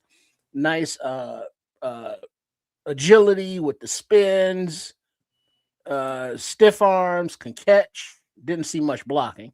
But yeah, so I mean, the possibilities beyond DeAndre Swift, that 1 year, $7 million, and then you look at some of these kids and it's like, yeah, he got juice. And it's like, damn, DeAndre ain't got no juice like that. And he's pushing 30. Hey, Trip. Kids. On 3, can we say Rasul? I'm telling you, Rasul. Yeah. He's a football player. Yeah. Like I said, he reminds me of Le'Veon Bell. There's no two ways about it. They're about the same size, about the same speed, super patient, pass catching back, like a very similar thing as Le'Veon Bell, in my opinion. And I came the two guys I was looking at, I would have drafted either one of them, either the wide receiver or Rasul. But I figured I would just layer in the 3-tech if needed, right? YG, Akeem's from my city. I actually know the kid. Consider I'm the GM, I would totally pick him regardless as to any of that stuff, but he wasn't available. I had to live with it. Man, I know a lot of people like Caleb Banks. I'm going to get a little further into detail about the Caleb Banks. Was Caleb Banks available when we selected? Caleb Banks probably went in the first 25 to 32 picks. Okay. And I think he might have been gone when we made it. Yeah. That's why you ended up with McDonald. We did look at Sheldon Rankins, and he cost a couple of bucks more than who we brought. Who did we bring in? DJ Reader? We brought in DJ Reader. Yeah, DJ Reader. Yeah. Yep. Yeah, but Mike Washington, he's nice too, though. He got that juice too. I didn't realize he was drafted by Dennis Allen, so maybe that would have been a better move. But I definitely considered Sheldon Rankins. It was just a dollars and cents thing with him commanding about 11 and change. I got DJ Reader for much less than that. Well, I got 4.6. Hey, if you did nothing else, I believe you achieved. You made it. You're gonna make people go and watch some tape, because there's got to be, I just say 6-7 people that people ain't readily knowing who they are. Rasul being one of them, just because he didn't get drafted, but because we're talking about him, that's one guy. But there's several other guys that's gonna make people go to the tape. So you achieved that. So pat yourself on the back for that. You're gonna make people go to the tape because they're gonna want to see what these guys look like. We're gonna post this shit on social media, on all 3 channels, on Kids of Canuck and on Sports Chicago Style, and also here, to make sure that you guys go and do the work you need to do and go watch the tape, not just the highlights. See what these guys are capable of down in and down out when they're not making splash plays. These are some good picks, man. I'm not kidding you. I ain't gonna tell you I did as much work as I did last year when it comes to this stuff. I'm busy doing other stuff, but I have done the work to be able to be qualified and talk about this stuff, man. I'm telling you, These are some really good draft picks, and I'm not fucking playing around. This is a good draft, really good draft. Kids, man, be proud of yourself. And Trips, great job, dog, facilitating this for the first time with this app, man. Great shit, man. And I didn't expect it, but what you delivered was better than what I thought it was going to be tonight, man. I agree. The best part of it is that it just flows right into the actual draft and keeps the two things honest and together, including the suggestions as to where you need to, improve your team. That was super cool. So YG, you're darn straight. We'll keep this is mock draft 1.0 Keds Canuck right here on the Nomad Network and on Sports Chicago Style. Like, share, subscribe, give us all a little bit of love. There will definitely be a couple more before now and the end of the season. One or two. One or two, maybe 15. But this one was awesome. I think it worked out very well. And I'm gonna pay a little bit more attention to some of the draft capital that I've come across here today and do that work and really get a bit of a better look. But see, there's Ricky. With respect to you, it's not that you haven't done a really good job with the app that you've been using. This one's just more streamlined. No, it's more. It's actually more it's more intuitive. Yeah. It's more intuitive app. I have to agree. So shout out to Stick to the Model. Well done, you guys. Kudos to you. You're doing good things. Obviously, there's a couple of maybe cap-related things that you could touch up and correct. I'm sure the app will get a little bit tighter and better over the course of the next few months. Hold on, 1 second. Trish, why don't you type in hashtag that website, Stick to the Model, so that people know where to go? Just give them some free pub. If you don't mind. Yeah. And also just FYI that the dev over there is also saying that they want to spread out, to the NBA, to Major League Baseball. So do it for all the leagues, off-season GM type stuff. That was really good, man. That was really good. I don't know. Give me a hiccup, Trips. If you were the one operating it, give me a hiccup that you saw that. All right, you wish they would clean it up. Oh, on that platform? Yeah. A trade finder to where it's like, all right, you click on, a player that you want to trade, and it generates offers for you from whatever team, and then allows you to, further negotiate those offers. Yeah. Okay. That would be really intuitive. I would also say pulling the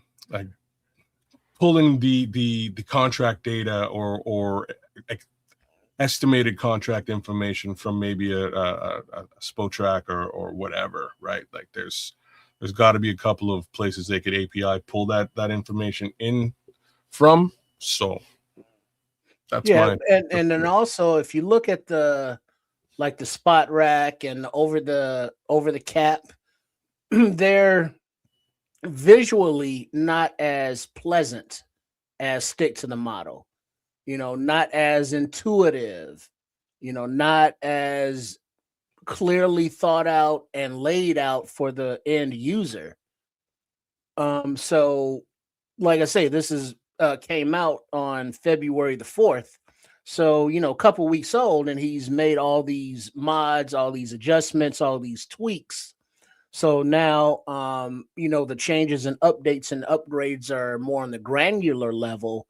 So, you're looking at the future of off-season fantasy sports, if you will, because I could imagine a scenario to where you do a off-season general manager, you share your documentation, and you do a betting thing that if you get all the moves 100% correct, you win some kind of a pool or a pot or something. So if you are able to predict and match all of the offseason moves before they happen, so to get, more just people involved in that activity on the betting front of it as well. I would say this, man, for a website to be that young and an apparatus to be that young for us to do what we did on this show, for it to be that young, I think it was fairly upper echelon, to be honest with you. And the things that need to be done that I'm sure that will be done, man, those guys have done a good job of simulating what it really, really would be like for somebody like us to try to get through that process and do it successfully. It was really good, man. I thought it was really good. So shout out to sticktothemodel.com. You guys go check it out. Try it yourselves. See what you can do with it. I think it was really good, Triple R. It was good freaking, man. What a audible on the show live that we just did live for you guys on the show, man. That was really good, Trips. Because now, if you also look at it from a technical aspect, Keds was in a flux over there. The hamster was running extra overtime in the brain over there. He had time to do it. You know what I mean?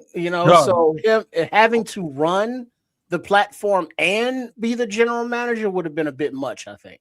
I think you're right. At the same time, normally we would be pushing 2:00 in the morning, like maybe 3. I'm just saying, like for us to get through this whole thing and be just around 1:00, like this is very intuitive, very smooth. Got through everything we needed to do. And got yourselves a Max Crosby, y'all crazy. As a matter of fact, last time you did it, when Samuel was here, you just zoned the fuck out. You just were fried in the brain. You zoned out, and we was looking at your goddamn Twitter feed, and it was probably all kinds of crazy shit on your Twitter. Oh, I remember that. Yeah, no, I did have to take a second to go and check something on Twitter, and I was still sharing. I probably should not have been sharing. You're like, what the hell going on? Yeah, I was just like, what is kid doing his own shit? I was like, the real answer to that is usually I share just the tab, and I can click into other tabs, and it'll still show the actual, the manager. So this time I shared my whole screen. So now, like when I switch, you know what I'm saying? So I switched over to Twitter. I'm typing away, and it was like, oh shit, what are you doing? Oh. So in the future, because Trips is up next time, get ready to operate that apparatus because Trips is going to be the GM and situation is going to be reversed. So I tested it out. I actually tested it out today, but you kind of still showed me 4 or 5 things that I had questions about. So now I should be good to go for next Sunday as it is. I wasn't sure if you could go to like right into trades and still double back into cap manager and sort of bounce in between the two things. That's me. That was the key. That was the key. It was super. So you can't do that with the one that we normally use. So again, that was the key to me. That was the key to me, kids, is the fact that you can go and make a decision and go back and rescind it. That was better than, and you've been doing a great job doing that, facilitating that, man. You hell of a job you've been doing. But Lord, that was much easier. It was. So again, big shout outs, big love to sticktothemodel.com. Feel free to mess around and have some fun, you guys. It'll do the entire off season, including the draft, as you saw here today. Free pub, Stick to the Model. Hit us up at the Nomad Network at Sports Chicago Style and at Keds and Canuck. We would love to partner with you, do a little bit of business. It'd be cool. And if you are on Twitter, you can follow at Football Stats Guy. That's the handle, Football Stats Guy. I'll tell you what, man, that was so good, and that was really good. And Trips, shout out to you for staying calm in the moment, because it was me and kids was talking our asses off, and people in the chat were going, and you remain on an even plane, bro, and that's impressive. because everybody can't do that, man. Because somebody you might want to, man, shut the fuck up, man. I got this. That kind of mindset might creep into your psyche. You know what I mean? But really good job, man. So keep that mindset moving forward because we'll ask you to do it again, man. I know you're gonna do a good job at it, man. That was good, man. I'm just impressed by it. Yeah, it was more so just the platform. You know what I mean? It's just a lot easier to maneuver when I can just tell you, all right, here's your depth chart. You know, here's the roster. Take a look at that. And when you can see it and not have to, you know, read it off all the time, and it's like, wait, let me look at this position group compared to this position group, and you know, just the layout, very intuitive, very easy, very user friendly.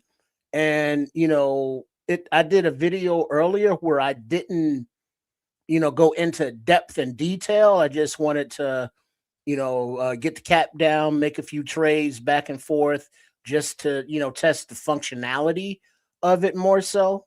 But it still took about an hour, you know, from start to finish to get through all of that. And I was just doing it myself, you know, one button recording.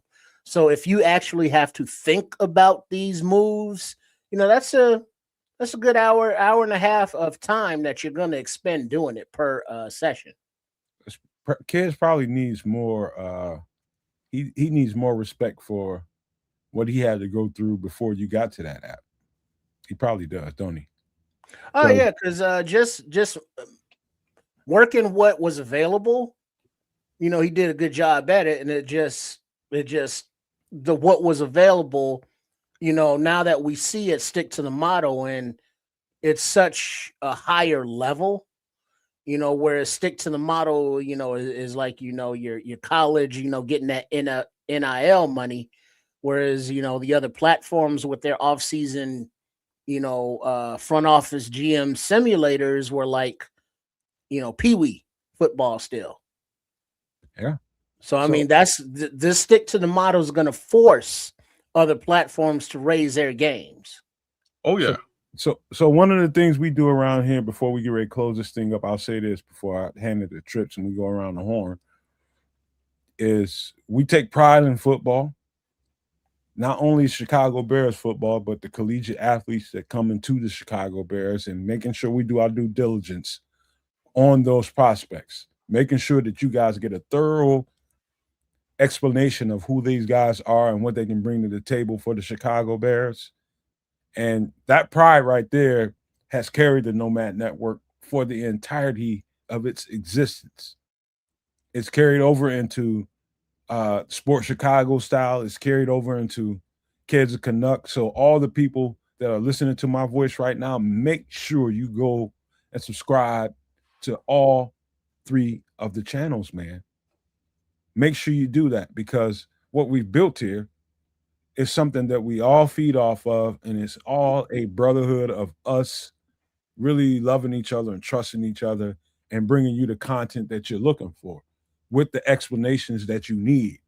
Now, I put an emphasis on that is because, you know, anybody can get on a show and start talking about random players that they heard somebody else talking about or they seen a quick video of. We've given you valid descriptions of these particular football players. Anything that you heard on this show tonight, go back and double check and see if anything that we said is invalid. Anything. I dare you. That's the pride we take over here at this channel and what we do all 3 of us together. And when Samo's here, it's even better. He wasn't able to get here tonight, but man, shout out to Samo for taking his daughter out for her birthday. His oldest daughter, man. He took her out for a birthday party. Wasn't able to make it. I know he wanted to, but we'll set the framework for him to come in here and do his thing, man. He wanted to talk about a few of the players that he was looking at, man. But we'll do all that, man. But I just so appreciate everybody for being here and how this happened. I didn't expect it, but man, again, Trip, good job. But I probably respect Kids more for what he's had to go through before this apparatus came available to us, man. Really good job, Kids. I just respect it a little bit more now after seeing all this, but I just had to put that out there. No, I appreciate that, because you're right, man. Just the fact that the offseason manager and draft were not connected huge difference. And I really had to sort of pay attention to, what happened during your draft, during your off season, present that back so that you can make an educated, draft considering what you did. This thing has both things connected to each other, remembers what you did, and processes the whole thing together, which again is a much more intuitive experience. Big shout outs to Football Stats Guy, man, at Stick to the Model on Twitter. Just followed you. You guys should follow him too. Yeah, I will. All right, man. Let's go around the horn. My girlfriend just got off, and it's around that time for me. She gave me all this leeway, but I want to take advantage, man. Let's close it out. Let's talk about whatever you want to talk about. Yeah, just closing it out. Another week to prepare for as the dedicated hip hop mix show is on, so I'm about to tune in for that as they're on till 5 a.m. live. WNUR.org. Support your local college radio. Local being Evanston, Illinois, Northwestern University. But big up to all of the No Maniacs. Big up to all of those at Keds, the Canuck, and the Sports Chicago Style crew, also known as Triple R SCS. A shout out to Coach Tripping and Trip and Chef Trips. Lovable, every last one of them. Make sure you are subscribed to all of the channels there, the 3 channels under the umbrella of Sports Chicago Style. And a reminder that the Stick to the Model, that offseason GM platform, armchair GM platform, I did a walkthrough and review of that. That's up on the channel, as well as a few other things. Sports Chicago Style. We're going to keep that content flowing, even though this is the off season, but things are still happening. What is it? March 11th, free agency and all of that. In the next few days, contracts are becoming final.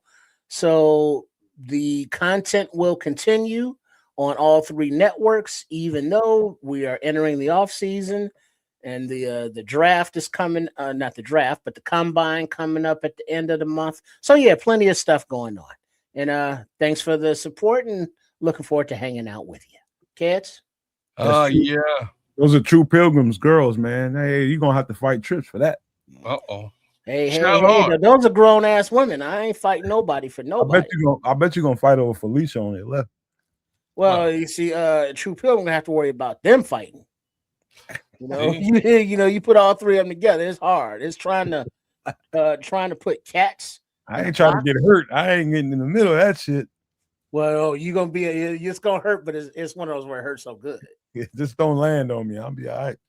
Just brace yourself and breathe through the short breaths. Wow. Nothing deep. Nothing deep. Be careful, y'all. Be careful. Hey, look. Big ups to both these dudes. Big ups to Keds the Canuck, the channel. Feel free to jump on, give us a little bit of love, like, share, subscribe, and all those things. We'll definitely have a couple more mock drafts of my own design out there for you to purview and take a look at. That being said, I just want to give a bunch of love to the folks in the chat. Mr. Mayhem's out there with the sick Caleb Williams graphic now. I like that. I like that icon. That's super dope. Patrick Higgins, True Pilgrim, Smitty Q. Looks like we got Smitty Q safely to Charlotte, North Kakalaka. There's the baby. There's baby Keds live and direct right there for you. My guy Ricky's out there. Brian Williams was with us. Howie R. Bear, White G. Who else is with us tonight? King Booker World was out there with us tonight. Zapato Mateo. We had a really good showing for all this mock draft stuff. BT9 was with us tonight. Special jump in by Mr. Shorty all over the chat early. That being the case, man, big ups to all you guys. He passed out earlier. He did. Those edibles kicked his ass. But again, thanks for all you guys for joining us and spending your hard-earned time with us. We appreciate that. And we will be back at it with some extra sauce on Wednesday. Please join us for that. Not God only knows what we'll be talking about, but there will be some Chicago Bears noise, that's for sure. There may also be Doomsday Survival, drinks, food, some sort of conspiracy theory out there. So that's what we do on Wednesdays. Love to have you guys involved in that as well. And that being said, Kwatu, I will get my ass tomorrow sooner or later. It's been a rough week. It's been an awesome week. What else? What up? I don't know if you saw it, but let's just make sure. Let's just say that Caleb Williams is only throwing footballs because his basketball shot is busted. Hey man, everybody ain't Steph Curry. And not everybody needs to be. Thank you. And it was hard to watch because it was an NBA and they've been tripping. But the 3-point contest for the NBA All-Star Weekend happened, and Caleb Williams was a participant. And I don't know if he hit any other shots, but he tried. Bless his heart. No, he hit like the second shot, but I think that was like. I want to make sure I don't watch none of that shit because I can't even imagine him. It was ugly. I bet it was. He was out there shooting like Cream Biggums. He ain't made like that. Hey, look, let Steph Curry go on a take a couple of snaps. Call snaps in the pocket. You know what I'm saying? Let's see what happens. Myles Garrett in there. Yeah, let's see if he can shuck and dive and duck out Myles Garrett. I don't know if y'all tune in to what Patrick is talking about. This is something I picked up on my algorithm. Patrick, yeah. There was says y'all should cover the El Paso airport closing for conspiracy. Well, it wasn't a conspiracy though; it happened. Well, Chris, don't. For the people that don't know what the fuck that is, we'll save that. Oh, okay. That's conversation worthy.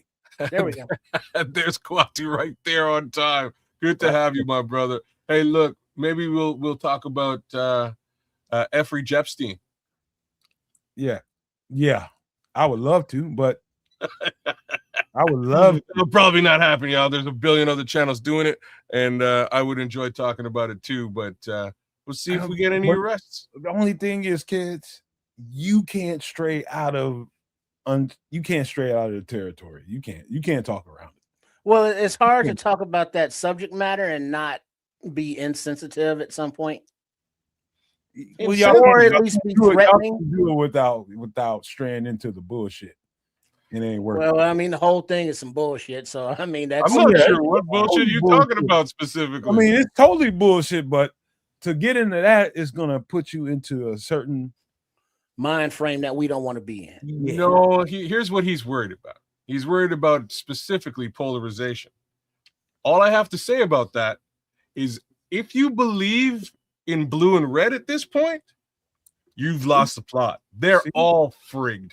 It's all purple. And we're just talking about on the fringes of it. He could not avoid all compromised. That.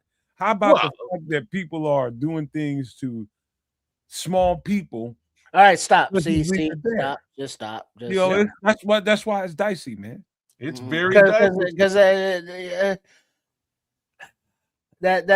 it irritates me that people prey and pick on beings that can't defend themselves.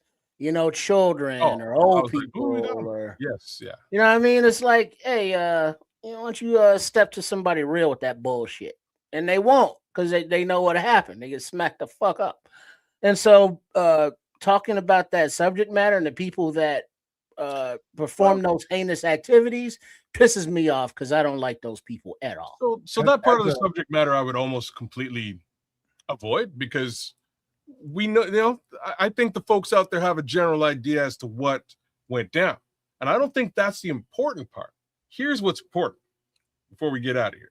What's important is this. The fact that the government, both sides, released this information before making arrests or before dealing with the actual subject matter is probably the craziest portion of all. Like this was it gets crazier because there will be no arrests according to them.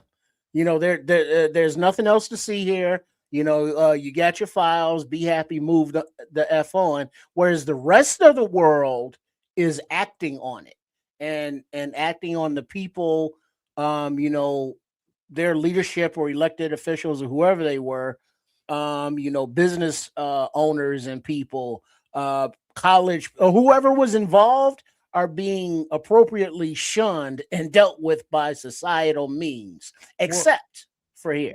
And this sets me up for this close, and when I got to get out of here. And thank you guys for actually in the chat for bringing that up, and these two guys for reminding me why we need to stay on the fringes here, and because this channel is this channel, and we put all that time into making this channel the way it is for a reason, and it's really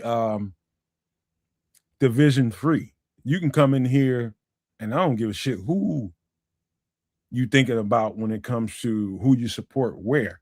This channel is the kind of channel you come into to get the kind of content you're looking for, and you're not worrying about that kind of shit. That's the way this channel is. But I'll give you this to close. And before I do that, I want to just say thank you again to Triple R for really doing that the way he did it, and with poise and patience, man. That was really good on the fly. And I really do, when I say this, it's not no slight to Triple R, but I really respect what I've seen out of kids every other opportunity we had to give these drafts and deliver these drafts to you, these mock off seasons, all this stuff that he's done, producing it and having conversation with us about it. He's doing it all at the same time. So it's an added level of respect for kids for that, man, because that's not easy, man. You know, you hear us on these shows, you know, I'm in the background producing, talking, and that's not the easiest thing in the world. Just trying to make sure you're flowing, having a game plan. I have a great sense of what that's like. And he's doing it for a draft, and there's a lot of people, everybody wants to have an opinion on that. And so he's hearing voices, he's hearing opinions, he's hearing his own thoughts and delivering on the screen at the same time. That is, you guys, not easy. Everybody that's receiving the content, just give some respect to kids for everything he's done that in that regard. But hey, man, really good stuff, fellas, man. Really good stuff. But I do want to close on this. And to the point of the PDF file, let's just call it that. I just want you to know and be reminded that you're talking to somebody who's dedicated a large chunk of their life to advocating. Let's just say that. Advocating, mentoring, and delivering help, hope, and love to people like those people, those young people in those files. Somebody who's done that a good chunk of their life. I can't tell you. I've read some of that stuff and I had to stop reading it. And it's not because I'm uninterested in the information. I just want you to know it's because it just hurt me. And it made me so upset. And I talk on this show all the time about protecting your good energy. There's many, many, many, many, many, many millions of people that are looking at that information. It's going to report out what they can tolerate reading. That's how bad it is. And it's going to get out there, and I'm a recipient of their information. I got to a point and I couldn't read no more. I couldn't, because it upset me that bad. Somebody that gives their life to helping people and advocating and delivering those people to the light. You're defending those people from the people that were in those files. And those are the people at the top of the echelon in this, on this earth, not in it, on this earth, all over the place. And it's so sickening. It's so sickening to me. And I have to stop right there, man, because it's going to end up like the visceral side of me is going to come out if I keep going forward, because, you know, it's just like all of my work that I've done. It's like they were just teeing it up for me to have more and more and more and more work all the time. And that's not what we're here for. We're here to take care of the people that are less privileged, less advantaged. We're here to show them, shepherd them to the light. And you got people out here taking advantage of them because they can, because they have a whole lot of money. And the worst thing about it all is you have people sitting here making arguments in support of it, making reasons. Okay, that's normal. Okay, people have thoughts and you can't police the thoughts. No. These people have no place in our society. In order for this society to get better and to be the society that it can be, they have to be legislated the fuck out. And I don't give a fuck what side they land on. I don't give a shit. But you can't have that kind of filth. Not only at the top of the echelon in this government, in these governments, but just walking amongst us in society. I'm pissed off that I have to share society with those kinds of people. It makes me want to hurt somebody. And that's not the energy I want to give off. And so this is why I didn't read the rest of those PDF files. It's because so much work I did. But I know I'm not the only person that discussed it with those files. And this ain't going to be the last time I speak on it. But to close the show, I just want to encourage everybody that if you have the stomach, you have the reserve, you have the willingness and the patience to read that, read it. And I don't give a shit what side of the aisle you fall on. If you can support somebody that you can continue to support somebody that is in that, shame on you, man. And I don't like you. I don't love you. Give a fuck about you. Stay the fuck away from this channel. But I need to say that to close this out and tell you all with all the love in the world. Love, peace, and hair grease, y'all.